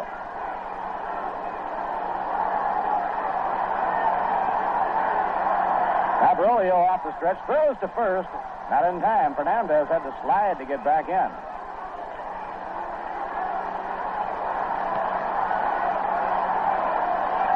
Now Chico has his lead once again. Here's the pitch on the way. Swing and a miss. He struck him out with a curveball. That is strikeout number 6 for Ernie Brolio, 2 shy of his own personal high at any one game for the year. On 2 occasions this year, he has struck out as many as 8 men in one ball game.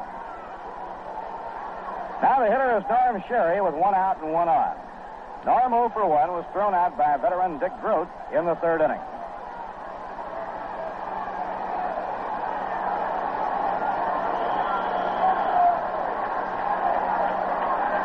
Pitch by Brolio, outside and low. St. Louis, 3 runs, 7 hits, no errors. New York, no runs, no hits, 1 error.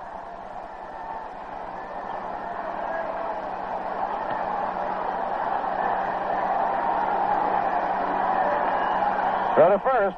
Chico sprawling back in.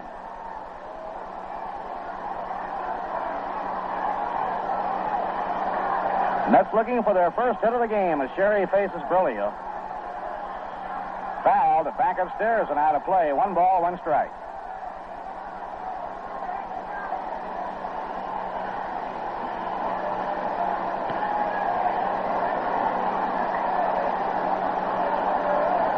Roger Craig will be up next. Jimmy Pearsall out occupying the on-deck circle.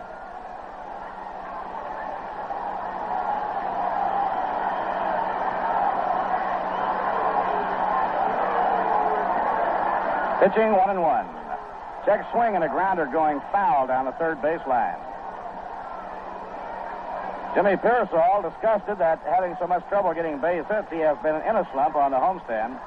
He ducked under a pitch and the ball hit his bat. He says, well, you really know you're going bad when you do something like that. So he turned around and took a swing left-handed.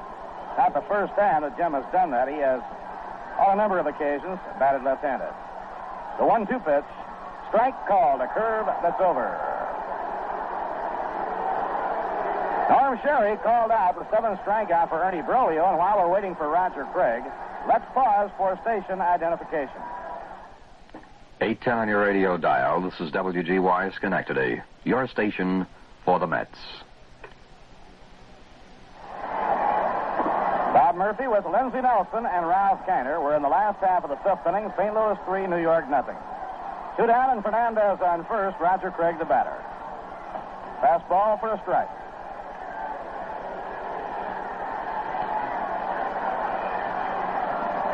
Ernie Brolio has now fanned 7 men in 4 2/3 innings.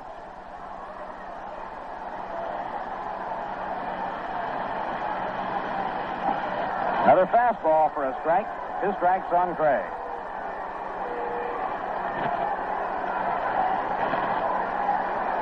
They're in the 8th inning in Philadelphia now. That game is still scoreless. Cincinnati nothing and Philadelphia nothing. Jim O'Toole dueling Art Mahaffey. Bucks got a run in the 7th. They lead the Braves 5-4 at the end of 7. Off the outside corner, 1 ball and 2 strikes to Roger Craig. The Dodgers lead the Cubs 2-1 at the end of 4.5. Johnny Padres hooked up against Bob Buell. The Giants play at Houston tonight. All American League games will be tonight.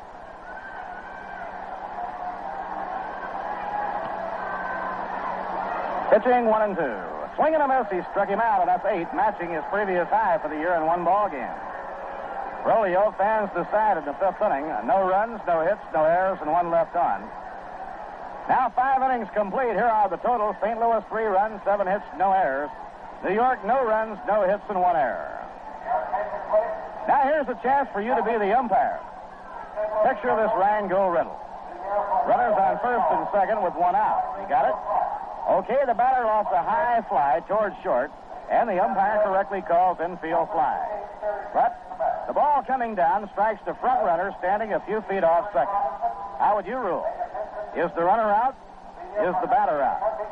Well, the answer to this one is it's a double play. Both the batter and the base runner are out. Now, if the runner had been standing right on second, he would have been safe. How'd you do? Well, you can ponder that ruling over a glass or two of refreshing Rheingold. You know, Rheingold just naturally goes with baseball, goes with all the good times, because Rheingold has a taste all its own. It's beer as beer should taste. Dry tells you why. It tells you that Rheingold is brewed the long, slow, costlier way for a taste that's brisk and bright and clean clear through. Enjoy it right now.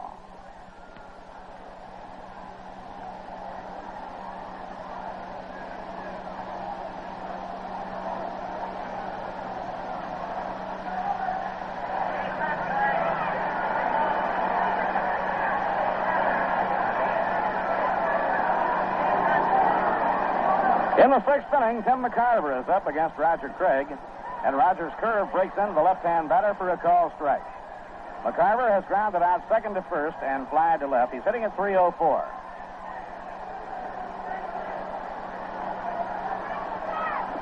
Low and inside. 1 ball, 1 strike.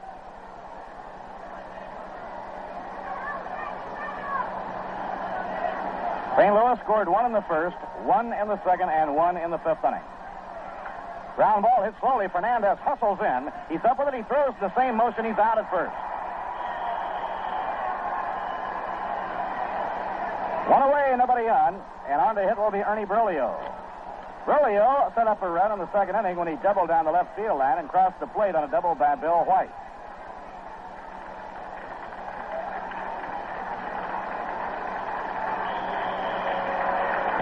Double by Berlio was his 4th hit of the year.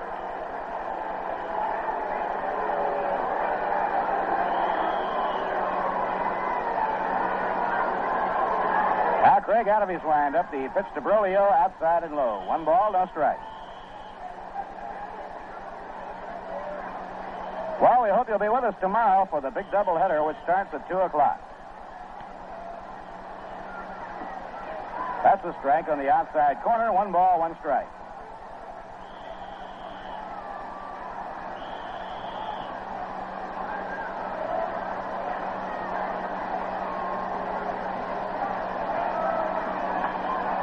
Pop-up on the left side of the infield. Fernandez under it waiting, and Chico grabs it for the out.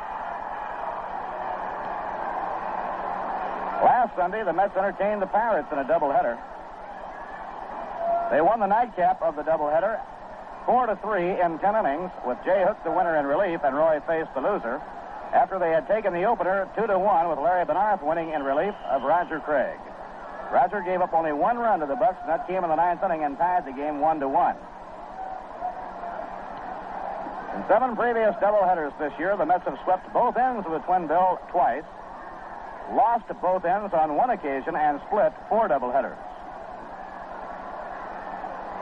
So the doubleheader record has not been bad at all. 2 outs and nobody on now in the 6th inning, and the batter is Curt Flood. Ground ball hit to shortstop. Fernandez hurries to his right. Overhand throw with plenty on it in time, and the side is out. Chico looking real good at shortstop. He came in for 1 and goes over deep in the hole for another. No runs, no hits, no errors, and none left on. After 5.5 innings to score, the Cardinals 3 and the Mets nothing. Let me ask you a question. What's the difference between good and great? Well, to my way of thinking, more often than not, it's just a matter of time. Yes, sir, time. You know, a fellow that rushes through things hurriedly and willy-nilly just doesn't get the same results as the fellow who takes his time. And that figures. And it figures, too, that time is an important factor in brewing beer. And that's why the brewers of Rheingold Extra Dry take extra time in brewing beer. They take the extra time necessary to brew extra dry beer. The result? Beer as beer should taste. Beer that's brisk and bright and clean clear through. Beer that's easy to enjoy. That's Rheingold Extra Dry, the beer that's easy to get along with glass after glass. So next time, make it Rheingold. Rheingold Extra Dry.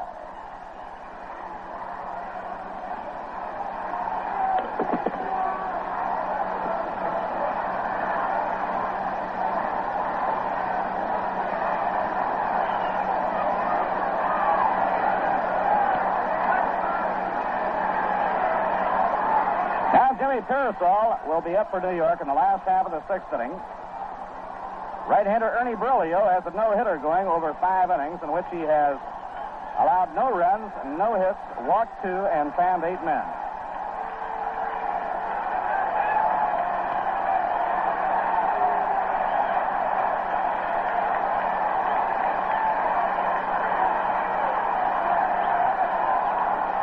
Ernie Berlio, 27-year-old right-hander from San Jose, California.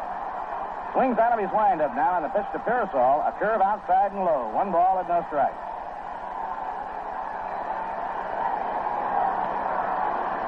Eddie Cranepool on deck, and then Ron Hunt.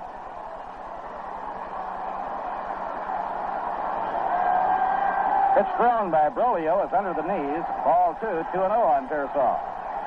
Jimmy has lined to right field and been called out on strikes. He's 0 for 2.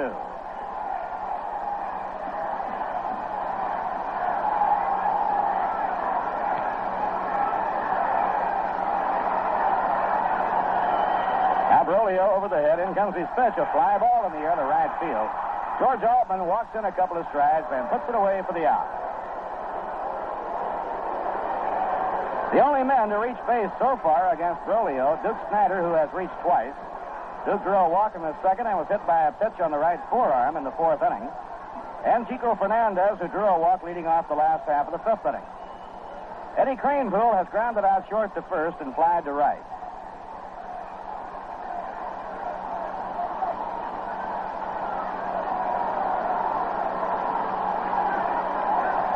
In comes the pitch to Eddie. Off the outside corner, 1 ball and no strike.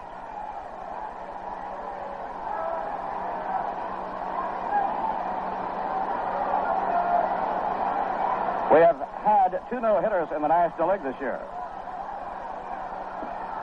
Inside and low, it's ball 2, 2-0. Sandy Koufax spinning one against the San Francisco Giants for the Los Angeles Dodgers. And Don Notabart pitching a no-hitter for the Houston Colt 45. So they call him Don No-Hitter Bart. 2-0 delivery. Fastball in for a strike, 2-1.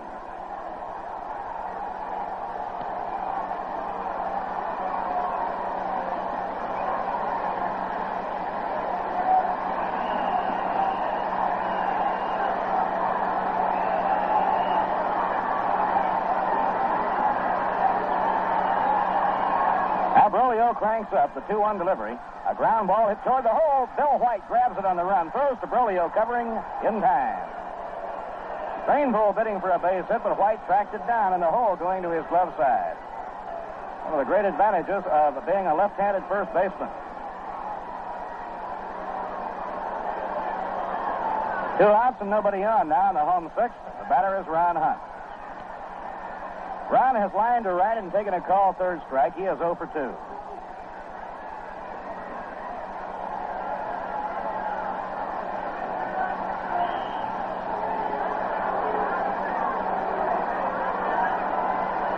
Frank Thomas has come out in the on-deck circle to bat for Duke Snyder, and that means that Duke's right forearm, where he was hit by the pitch, may be puffing up. Inside and high, ball 1.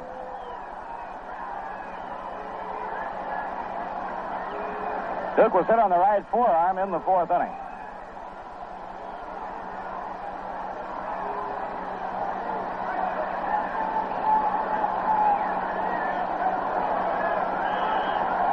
Berlio winds and pitches. A swing and a miss. Actually, Ron was trying to hold up, but he had gone too far. Well, we hope you have a real good supply of Rheingold Extra Dry on hand to add to your enjoyment of a sunny and pleasant weekend.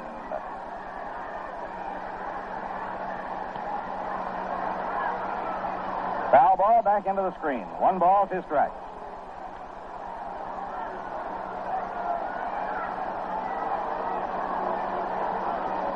This has been a game in which Berlio has not given up a base hit for 5 2/3 innings. There have been about 3 balls hit well to right field.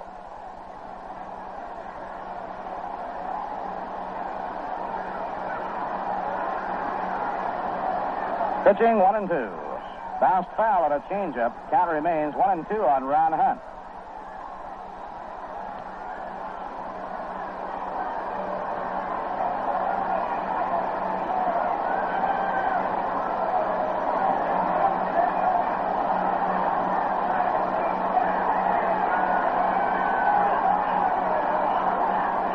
Frank Thomas waiting in the on-deck circle. If he gets a chance to come up, he'll bat for Duke Snyder. Fouled again in behind Cookie Lavagetto.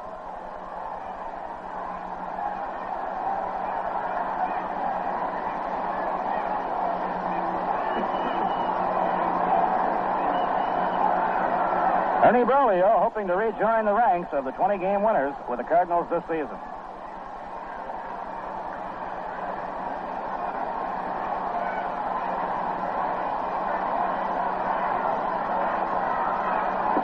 Outside and low in the count, 2 balls and 2 strikes on Ron Hunt.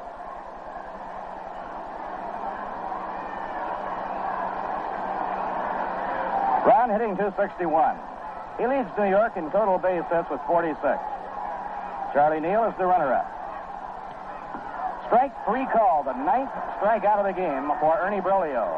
That's a season high for him. He previously has struck out as many as 8 on 2 occasions. No runs, no hits, no errors, and none left on. And now at the end of 6 innings, the score, the St. Louis Cardinals 3 and the New York Mets nothing. So right here, we'll be going along to the 7th inning, and the excitement is starting to mount. And to follow all the excitement for you, a fellow who always gives you a top-notch call at a sports event, Lindsey Nelson.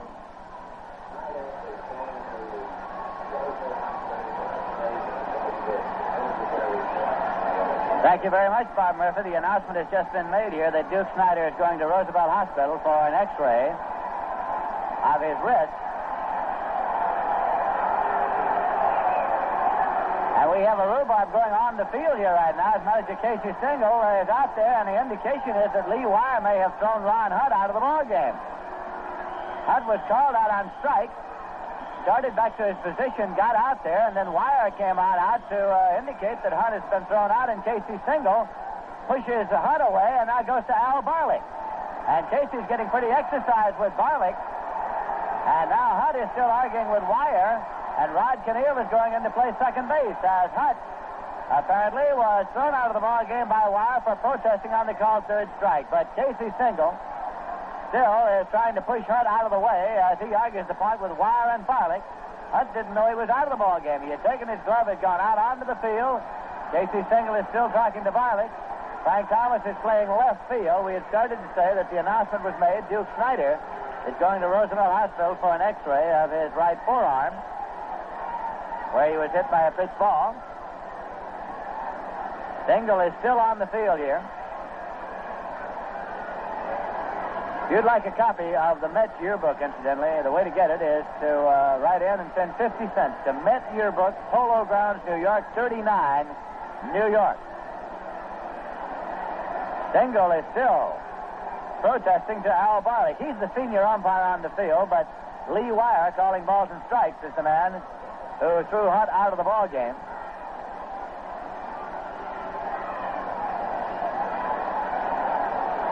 And now Casey follows Barlick down toward first base a few steps.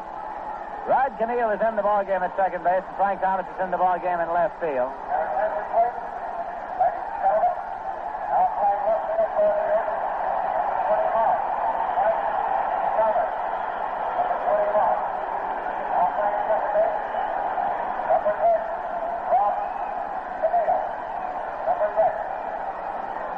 So Ron Hunt was ejected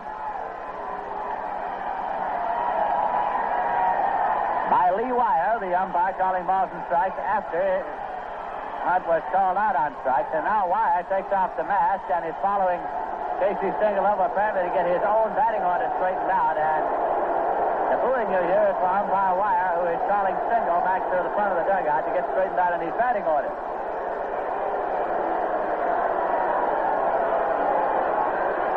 The Cardinals are leading in this game by a score of 3-0. Bill White will be up to lead off for them in the top half of the 7th inning coming up.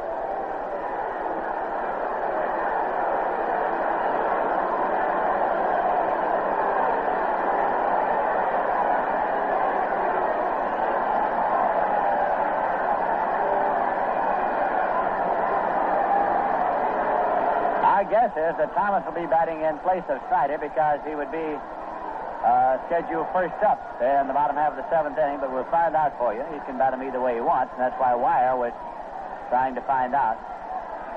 Bill White is up to lead off now for the St. Louis Cardinals. Roger Craig into the windup and the pitch. It's in there for a call. Strike one to Bill White. He had a double to drive in a run in the top of the second. He scored the first run of this ball game on the front end of a double steal in the top half of the first inning. Again, Roger Craig with the pitch, and it's low for a ball.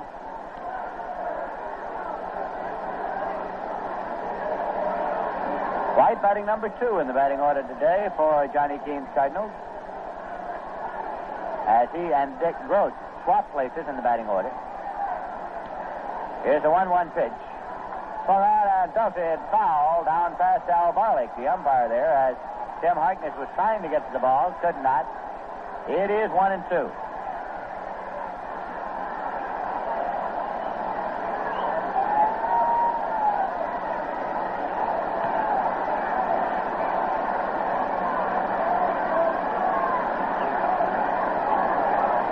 Roger Craig has allowed 7 hits in giving up 3 runs thus far. He has struck out 2 and walked 2.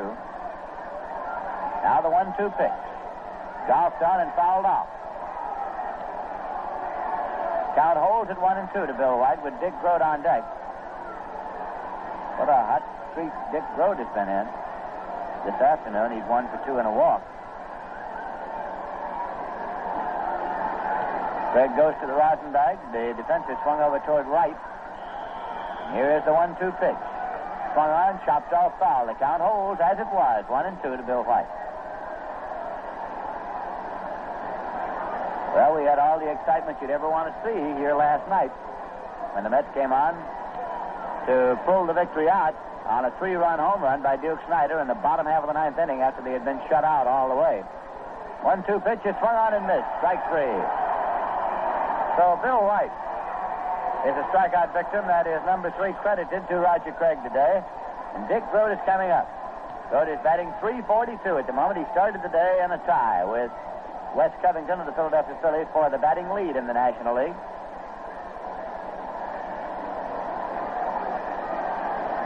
And on a hit-and-run play in the first inning, Groat drilled a base hit through the hole at shortstop. This pitch is outside for a ball. Dick Groat is so adept at taking the ball to right field on the hit and run that with a runner on first and the hit and run on, the shortstop covered in the right-hand batter, and he pulled the ball right through the hole. Again, Craig with the windup and the pitch. A little tight. 2 balls, no strikes to Groat.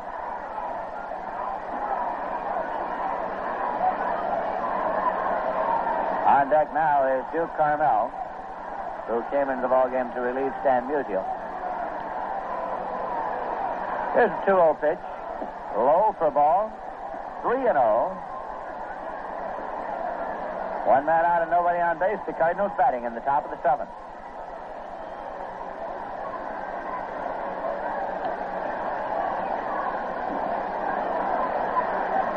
Three-0 on the way, and it's in there for a called strike. 3-1.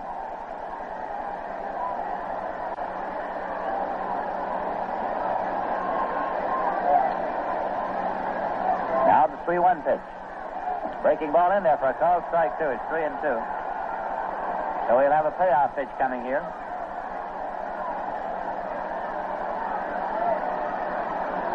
It's on the way. Swung on. It's a high-hopping ground ball to short. Taken by Fernandez. Throws on over in time. Dick Groat has grounded out. Groat spun that bat off in a little bit of disgust as he was racing up the line. 2 men out, nobody on. It's all over in Pittsburgh. The Pirates have defeated the Milwaukee Braves 6-4. Al McBean in relief of Vernon Law is the winner, and Tony Cloninger in relief of Lou Burdett is the loser. Eddie Matthews had a home run in the first and 1 on for the Braves. Here's Duke Carmel up for his first time in the game. He is a left-hand batter. Craig's pitch, breaking ball low and inside for ball 1. Carmel has been up only 20 times this year. Has 4 hits. He's batting .200. He's used primarily as a late-inning replacement for Stan Musial. Pitch is low and inside for a ball. 2-0. In games that Musial does not start, Charlie James usually starts in the outfield position. Games that Musial does start, Carmel is usually kept handy to be brought on in the late inning. Now the 2-0 pitch. Swung on and fouled off. It's 2-1.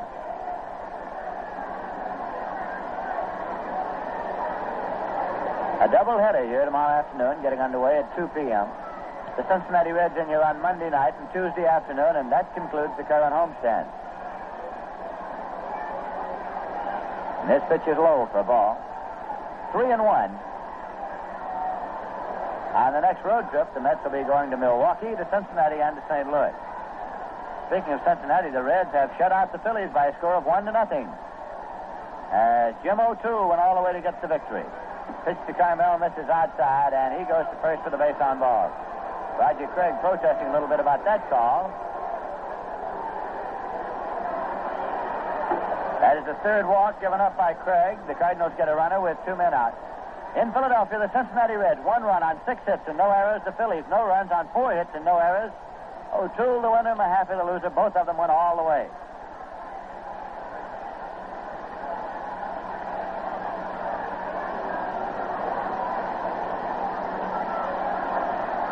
Stepping in now, Ken Boyer, right-hand batter. Craig's pitch swung on, and it's a drive deep to right center. Pearsall off and running. Can he get there? Nobody can get there. Now it's picked up by Pearsall, and Carmel is on his way home, and Boyer pulls up with a double. And the Cardinals are out in front by a score of 4-0. Pearsall was after, and so was Cranepool. Neither one of them could get to it. Sort of dropped in between them as they crisscrossed, and Pearsall finally picked the ball up and played it back in. But that is scored as a double for Boyer. With a run batted in, Carmel scoring, and it's the Cards 4, the Mets nothing. George Altman coming up with 2 men out and a runner at second. And we're getting a lot of action now down in the bullpen area of the New York Mets. Don Rowe is up throwing once again. Larry Benares is up and throwing in the Met bullpen. Double barrel action, lefty and a righty.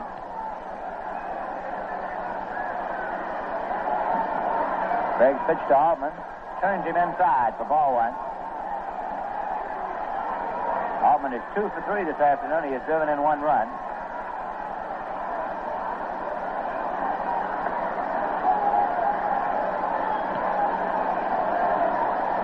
The Mets swing the defense over toward right on the left-hand batter.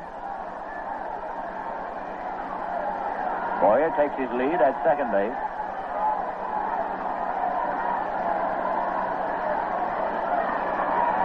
Craig taking a long time to get the side. Has it now.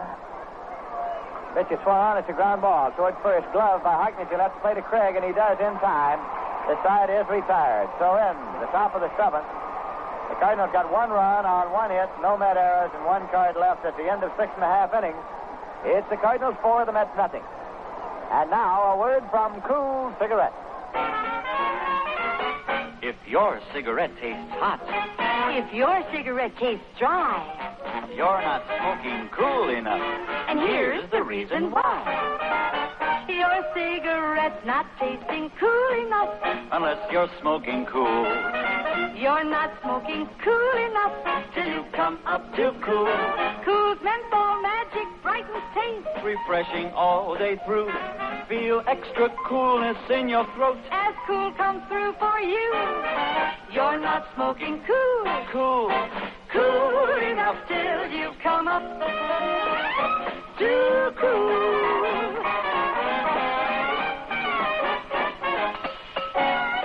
Enjoy the extra coolness you feel in your throat when you smoke Cool. Enjoy that bright, clear taste all day long. Come up to Cool with the pure white filter or Cool without filter. We'll be going to the bottom of the 7th, and before we do, in order to allow our stations to identify themselves, we pause for station identification. This is WGY Schenectady, where you can hear all the games of the New York Mets. This is Lindsey Nelson with Bob Murphy and Ralph Kiner at the Polo Grounds, and Frank Thomas will be up to lead off for the New York Mets, who to this point have not been able to get a base hit. For Ernie Broglio, he has never pitched a no-hitter in his Major League career, but has held the Mets hitless through 6 innings. Thomas, of course, in the batting order in the number 4 slot in place of Duke Snyder. If you're keeping a scorecard, Thomas bats 4th, Canillo bats 3rd in the batting order. Broglio winds and fires. Pitch is swung on and has a high pop towards second. Julian Javier is there. He makes the catch. One away, and that'll bring up Tim Harkness. The official paid attendance here this Saturday afternoon is 12,895. Ladies, 1,322. Midget Mets, 8,000. Service and press, 569. A total of 22,786 in the ballpark. Now Broglio with the pitch to Harkness. It's high for ball 1. Tracy Stallard is up and throwing in the bullpen for the Mets now, along with Larry Bernard.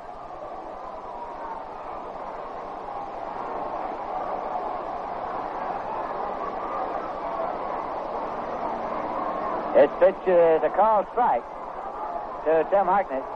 Broke down into the dirt. Was dug up by Mccarver, but a called strike to Harkness.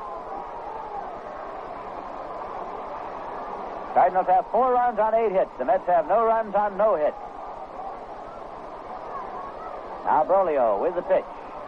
It's a fastball in there for a called strike 2. It's 1-2.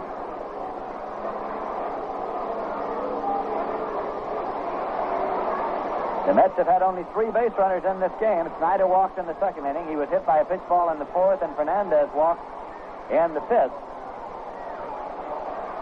Pitch is low for a ball. After Fernandez walked in the 5th inning, Broglio proceeded to strike out the side.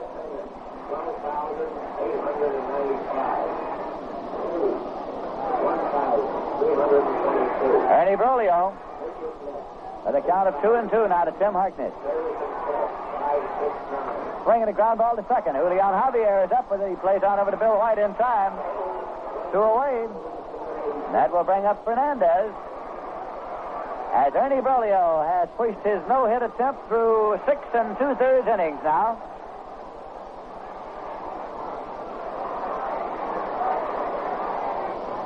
And I can tell you one thing, the fellow who knows most of all of anybody on the diamond that the Mets have had no hits, Ernie Broglio. And if it were to slip his mind for even a fraction of a second, he would be reminded on all sides by helpful little fellows who are very anxious to tell you about those things.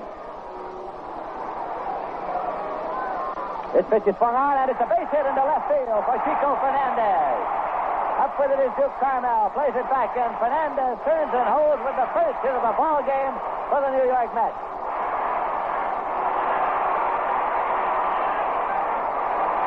Listen to that crowd.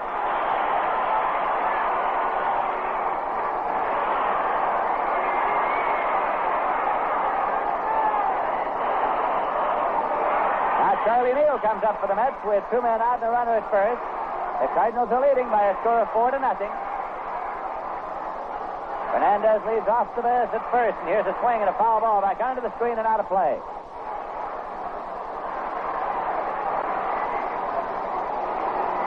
Crowd now trying to get a little something going in unison of Let's Go Mets.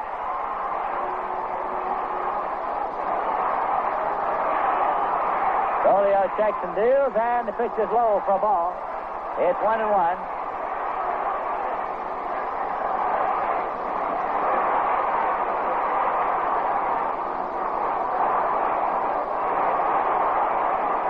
Ernie Broglio leans way over to get his sign as Fernandez leaves off the bag at first base. That pitch tipped by, coming all the way to the backstop, and Fernandez goes to second. Turns second, takes a wide turn. Mccarver throws to second. Chico goes back to the bag. He's safe at second base. Scored as a wild pitch, unloosed by Broglio. So after he had given up the first hit of the game to the Mets by Chico Fernandez here in the 7th, Broglio has unloosed a wild pitch to allow Fernandez to move to second. The count to Charlie Neal is 2 balls and 1 strike. Broglio is set. And the pitcher's in there for a called strike. It's 2-2. Norm Sherry is on deck for the Mets. Dallard and Bernard continue to throw in the Met bullpen. Cardinals leading in the game by a score of 4-0.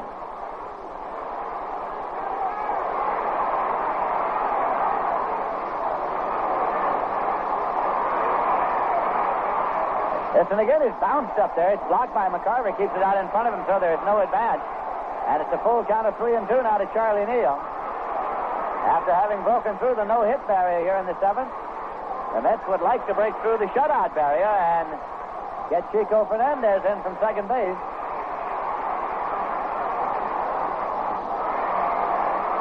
Brolio's getting the sign for the payoff pitch. Fernandez takes his lead. Brolio is up and set. Swung on, and there's a high pop foul back of third. Ken Boyer should have a play. He's there, glasses down, waiting. Makes the catch, and the side is retired. So in the bottom of the seventh, the Mets got no runs on one hit, no errors, and one left. And at the end of 7 full innings of play, it's the Cardinals 4 and the Mets nothing. So right now, let's check up on scores of other games all around the majors. Cincinnati Reds this afternoon shut out the Phillies 1-0. Jim O'Toole went all the way to get the victory as the Reds got 1 run in the top of the ninth to win it. Art Mahaffey all the way took the loss. O'Toole threw a 4-hitter. Pittsburgh Pirates defeated the Milwaukee Braves 6-4. Al McBean came on in relief of Vernon Law in the 4th inning and got the win. Tony Cloninger relieved Lou Burdette in the 2nd and took the loss. Eddie Matthews homered in the 1st with 1 on for the Braves. His 7th homer of this season. His 406th homer of his career. At the end of 6 innings of play now, it's the Los Angeles Dodgers 3, Chicago Cubs 3. Padres started for the Dodgers. Larry Sherry in the 6th. Bob Buell all the way up to now for the Cubs. And Merritt Renew homered in the 6th with 1 on for the Chicago Cubs. San Francisco Giants play the Houston Colt 45 tonight. In the American League, it's all-night action. New York at Detroit, Cleveland at Washington, Boston at Baltimore, Chicago at Kansas City, Minnesota at Los Angeles.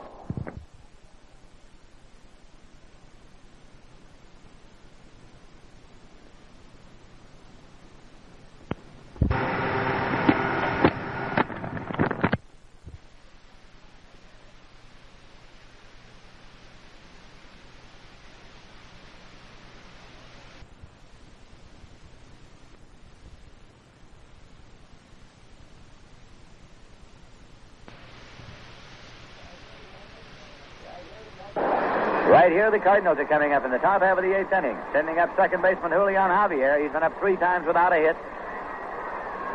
Roger Craig, who started, is still in there for the Mets. The Cards lead by a score of 4-0. It's low for ball 1.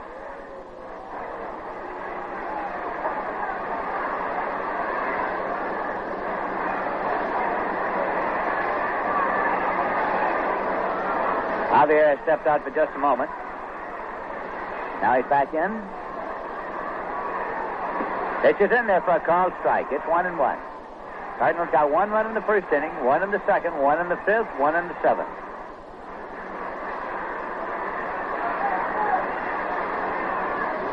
A 1-1 offering is low for a ball. It's 2-1.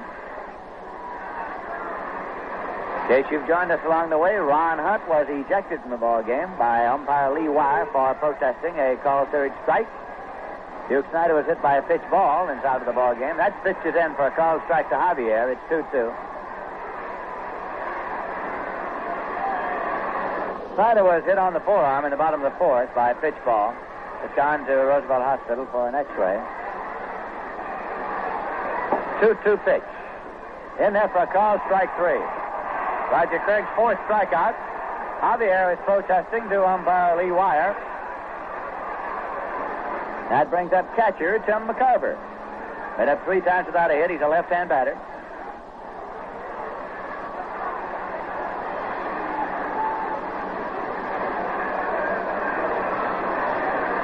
Mccarver asks that Wire examine the ball. So Wire walks out in front of the plate, takes it, looks at it, leaves it in play.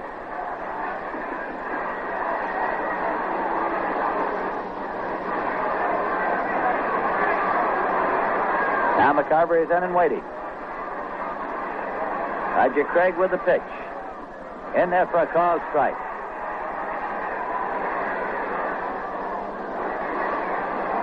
Let's pull the defense over toward right on left-hand batter Mccarver. Breaking ball swung on and full foul down past first. Out of play.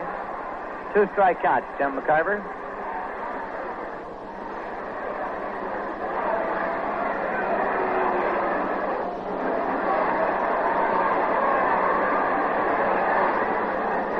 One man out and nobody on base. Pitch misses low and away, and it's 1-2.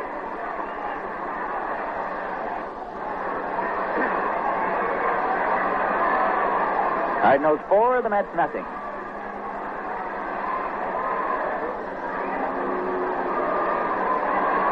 Craig starts the motion for the 1-2 pitch. Swung on and slammed foul. Into the upper deck, back at third. Ricochets down the lower deck. Or somebody has a souvenir. Count holds at 1-2 to Mccarver.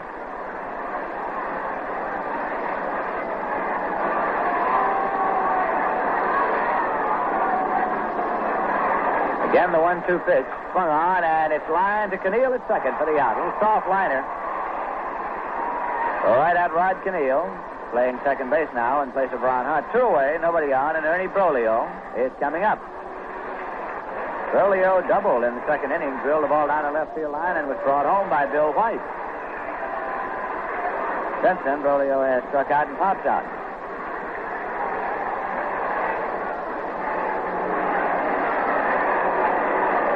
Brolio's getting a hand from some of the Mets fans here, and he is being booed by some of the others.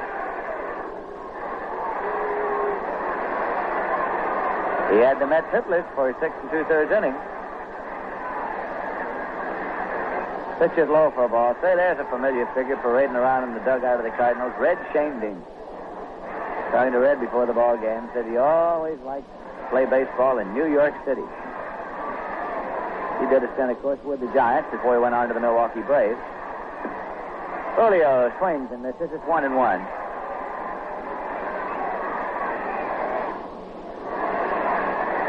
Kurt Flood now on deck. The 1-1 pitch. Swung on and chopped off foul. It's 1-2.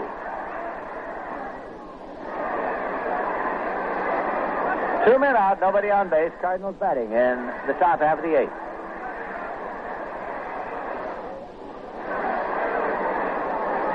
Craig wants another ball and gets it.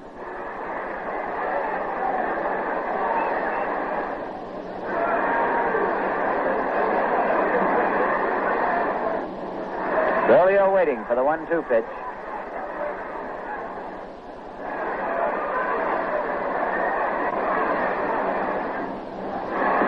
Watches low for ball 2. It's 2-2. Let's have an infield of Harkness at first, Keneal at second, Fernandez at short, and Neal at third.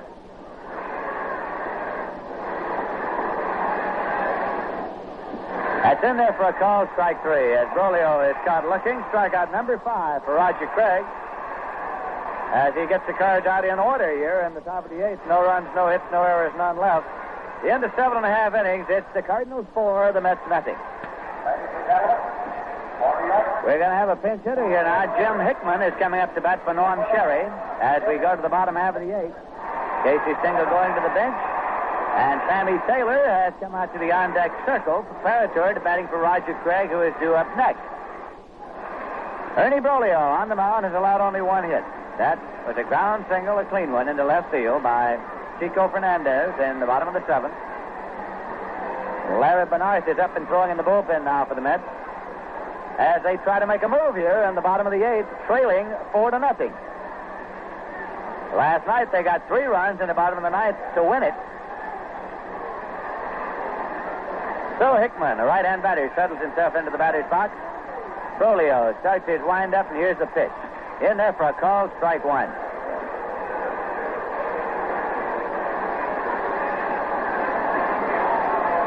Brolio has struck out 9 and walked 2. Swinging a ground ball to third. Boyer charges a big hop up with it, throws on to first in time, and Hickman is grounded out. So there's 1 away, and now Sammy Taylor is coming up. He's a left-hand batter. Say, do you know why Rheingold tastes so good? Well, dry tells you why. It tells you that Rheingold Extra Dry is brewed the long, slow, costly way for a flavor that's brisk and bright and clean clear through.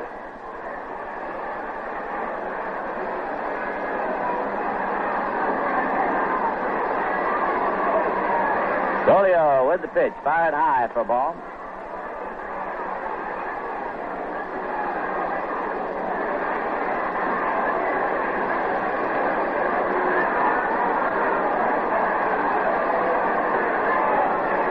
Playing a ground ball to first, second deep by Bill White. He'll make the play unassisted, and he does.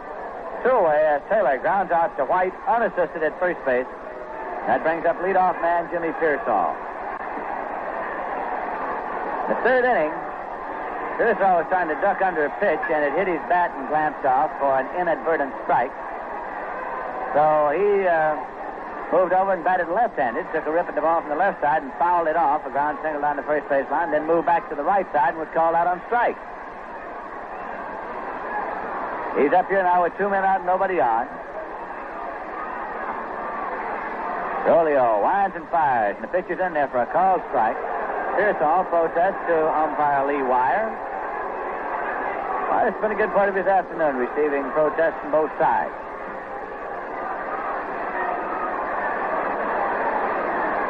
Eddie Cranepool is on deck. Wind up in the pitch. Breaking ball swung on and missed. 2 strike counts to Pearsall.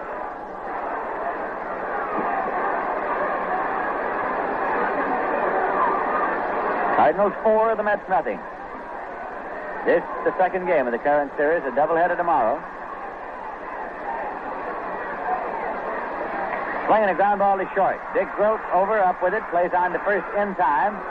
Rolio sets the Mets down in order in the 8th.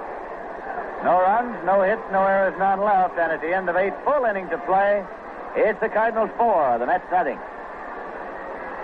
June 22nd will be a Saturday, and Old Timers Day will be observed here at the Polo Grounds.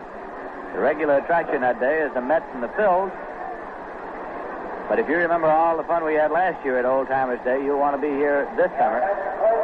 The theme will be to honor Major League stars who were born or reared in the metropolitan New York area, and one of the latest to accept is Joe Medwick, who is a great star with the Cardinals and the Braves and the Giants and the Dodgers. So Joe Medwick will be here. In addition to the ball players born and reared in this area, a number of Hall of Famers are going to be on hand. Ed Roush will be here. Hank Greenberg's going to be here. Of course, he was reared in this area. Mikey Frisch, who was reared in this area, is a Hall of Famer. He'll be here as well. Johnny Murphy's going to be on hand. And we hope that you'll make your plans to be on hand on Saturday afternoon, June 22nd. Tickets are now on sale. On Thursday night, June 20th at 8 p.m., the Yankees will meet the Mets in the Mayor's Trophy game at Yankee Stadium. And tickets are now on sale, of course, for that one. And if you purchase a ticket for the game as it was originally scheduled on June 3rd, of course, it'll be on it on Thursday night, June 20th. Changes for the Mets now. Sammy Taylor staying in the ballgame and batting 9th. Larry Bernard is the pitcher and batting 8th. As we prepare to go to the top of the 9th.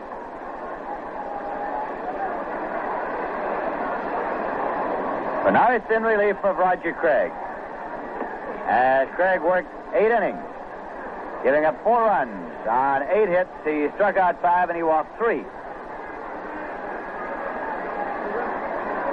Cardinals will be sending up the top of the batting order, Curt Flood.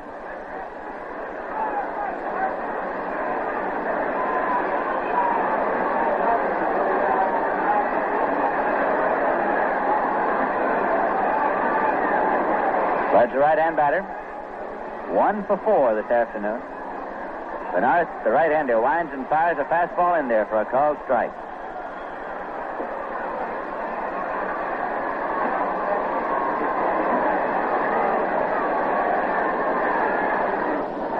Again, the pitch. Breaking ball swung on. It's a ground ball deep to short. Taken by Fernandez. A long throw and not in time.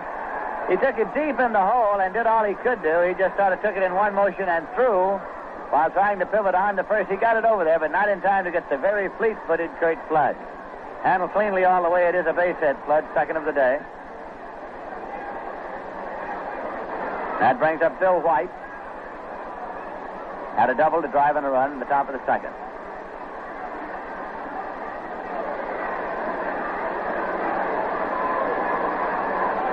Pitch to White Swan, a ground ball to Keneal at second. He plays it over to Fernandez. He's out, throw to first, and he's out. It's a double play. Pulled off by the New York Mets here in the top of the ninth. Double play number 55 for the Mets this season. Going from Keneal to Fernandez to Harkness. Two-way, and Dick Grote is coming up. 1 for 3 and a walk. Grote is batting .341 at the moment. That's the batting average he had at the start of the day. And that was good enough to put him in a tie for the lead in the batting race in the National League. In there for a called strike. In 1960, when Grote won the batting championship of the league, he batted .325. The following year, 1961, his batting average fell off an even 50 points, .275. That's an overhand breaking ball. In there for a called strike 2 to Grote. Cardinals 4, the Mets nothing.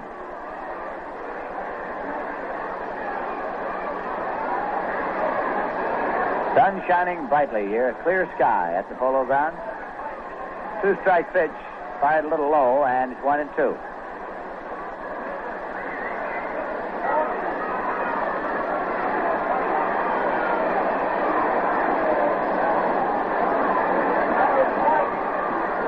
Again, Grote waits. The 1-2 pitch, swung on, and there's a fly ball to center. Jim Pearsall has called. He's there, and he puts it away. So in the top of the ninth, the Cardinals got no runs on 1 hit, no errors, and none left. At the end of 8.5 innings, it's the Cardinals 4, the Mets nothing. You know, what was true in 1910 was true in 1940, and it's true today, too. I'm talking about baseball players. The mark of a great ball player in 1910 is the same in 1963. A truly great player has that extra something. He's got the ability to come up with the big hit or make that extra special catch. And it's that extra something that makes him great. And that's true with beer, too. Rheingold has that extra something that lifts it out of the ordinary. And it's on every label. Extra dry. Yes, sir, those 2 words tell you why Rheingold is beer as beer should taste. Tell you why Rheingold is a truly great beer. Rheingold Extra Dry has a flavor that's brisk and bright and clean clear through. It's everything you want in beer. Quenches your thirst quicker, it's more refreshing, it's easy to enjoy. But you find that out for yourself. Next time, enjoy Rheingold Extra Dry. You'll see why millions say, my beer is Rheingold, the dry beer. Before we go to the bottom of the ninth, in order to allow our stations to identify themselves, we pause for station identification. This is WGY Schenectady, 810 on your dial, where the time is 29 minutes after 4 and the temperature is 77 degrees. This is Lindsey Nelson with Bob Murphy and Ralph Kiner at the Polo Grounds. Mets up here in the bottom of the ninth. They had Cranepool, batting number 2 in the batting order, will lead it off. Scheduled up in this inning, Cranepool, Keneal, and Thomas. And the crowd starts to cry of let's go Mets, they're trailing now by 4 runs.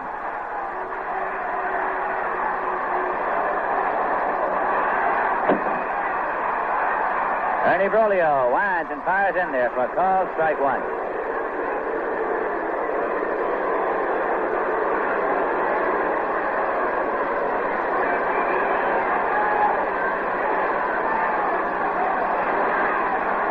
Then Broglio at set.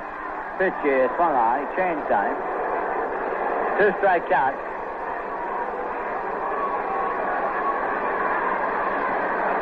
Broglio has allowed only 1 hit.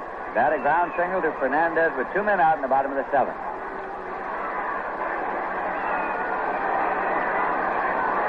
Two-strike pitch. Misses, and it's 1-2.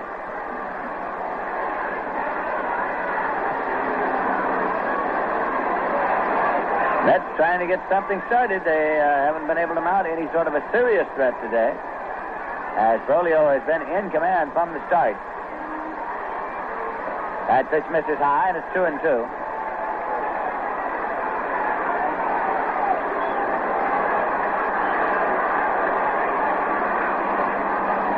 Cardinals got one run in the top of the first. Scored it on a double steal. Bill White on the front end scored the run. And that actually now has proven to be enough. Breaking ball swung on, and it's short hopped by White, backhanded, and he makes the play unassisted at first base. That ball drilled down the line, and Bill White backhanded it on the short hop. Came up with it cleanly and threaded over to first base to make the play on Crane Pool. So there's one away, and Rod Keneal is coming up. This is Keneal's first time up in this game. Keneal's batting .224. He has 4 runs batted in this season.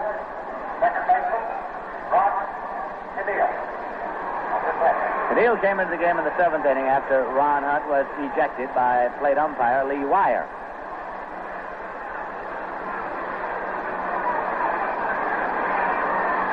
Bolio's pitch outside for ball 1. Frank Thomas on deck for the Mets.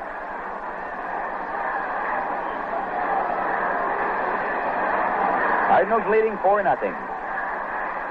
Swing and a base hit going up the middle for Rod Keneal. Kurt Flood is up with it, relays it in, and Keneal smacked that one solidly up the center for the second base hit of the day for the Mets. That brings up Thomas with one man out and the runner at first. Frank Thomas has been up one time, and he popped out to second base.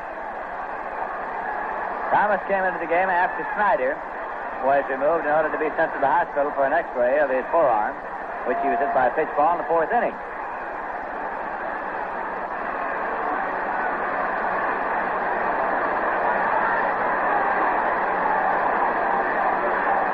Snyder played from the 4th until the 7th before he went to the hospital. Pitch to the right-hand batter, and it's low and away for ball 1.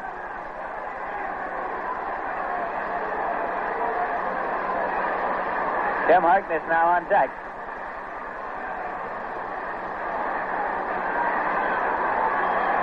Rod Keneal takes his lead at first. There's a swing and a miss. 1-1 to Frank Thomas. Ernie Broglio trying to preserve the shutout.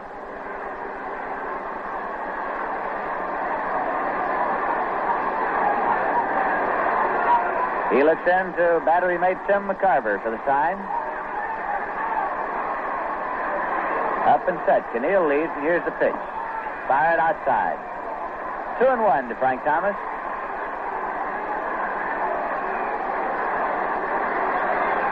Some 8,000 midget Mets on hand here this afternoon, and they've been talking it up all afternoon long. And they brought the usual quota of banners out. 2-1 pitch. Swung on, foul back. It's out of play. Runs the count full at 2-2.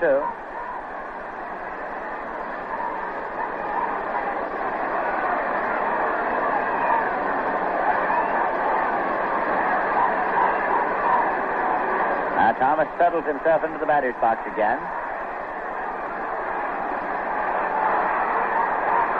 There's the chant. Let's go Mets. Keneal leads at first, the 2-2 pitch. Low for a ball, and it's 3-2 now to Frank Thomas. Galen Cisco is throwing in the bullpen for the Mets. We'll have a payoff pitch from Bolio to Thomas. Bolio mopping his brow right now. Staring down at the rubber, settling himself down. Now toes the rubber and looks in for the sign. Keneal leads. Payoff pitch. He's low and he walked in. Keneal goes to second. Thomas goes to first. That'll bring up Tim Harkness. That's the third walk given up by Broglio. And Al Jackson is going to run for Frank Thomas at first base. Come in to run at first. Keneal has good speed at second, and Tim Harkness is the batter. Up 3 times without a hit. There's one man out. The Mets batting in the bottom of the 9th. Broglio looking in for his sign. Checks and deals. Pitch is swung out and missed. It's strike 1. Waiting around on deck is Chico Fernandez. Now Harkness steps back in. Cardinals lead 4-0. Pitch is swung on and fouled back. This one's out of play. A 2-strike count to the Met first baseman.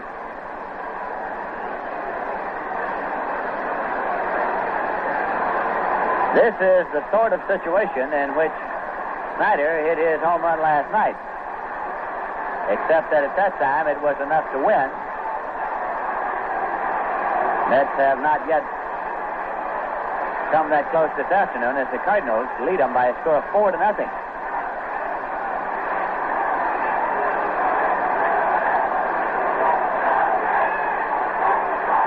Runners lead first and second.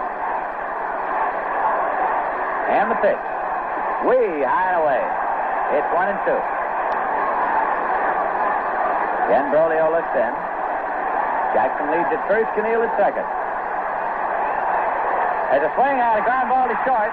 Throw over to second. He's out to throw on to first, and he's safe there. Keneal moving on to third on the play as they got the middleman, Al Jackson. Dick Grote fielded the ball and played it on over to Javier in time for the fourth, but Harkness beat the relay, and with 2 men out, Fernandez is coming up. 2 men out in the bottom of the seventh. Chico sent a ground single cleanly into left field for the first Met hit of this game. Keneal single up the middle here in the ninth, and that's all the hits the Mets have been able to garner. Chico Fernandez. Keneal the base runner at third, Harkness at first. Brolio sets and deals. Pitch is high and tight for ball one. Cardinals have 4 runs on 9 hits. The Mets have no runs on 2 hits.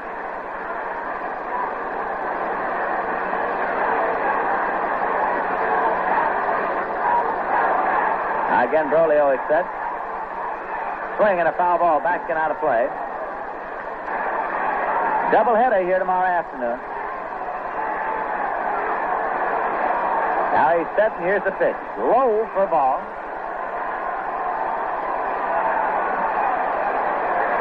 As Fernandez watched it, it's 2 balls, 1 strike.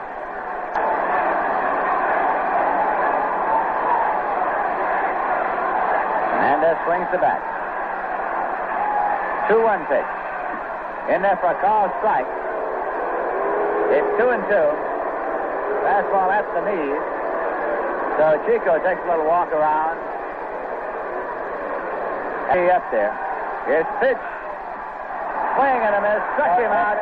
Strikeout number 10 for Brolio, who has chalked up his 4th shutout of this season and his 16th shutout of his career. As Fernandez took his cut and missed. And in the bottom of the ninth, the Mets got no runs on 1 hit, no errors, and 2 men left. Keep in mind that the Cardinals will be here tomorrow afternoon for a doubleheader. The Mets are going to pitch Carl Willie and Jay Hook.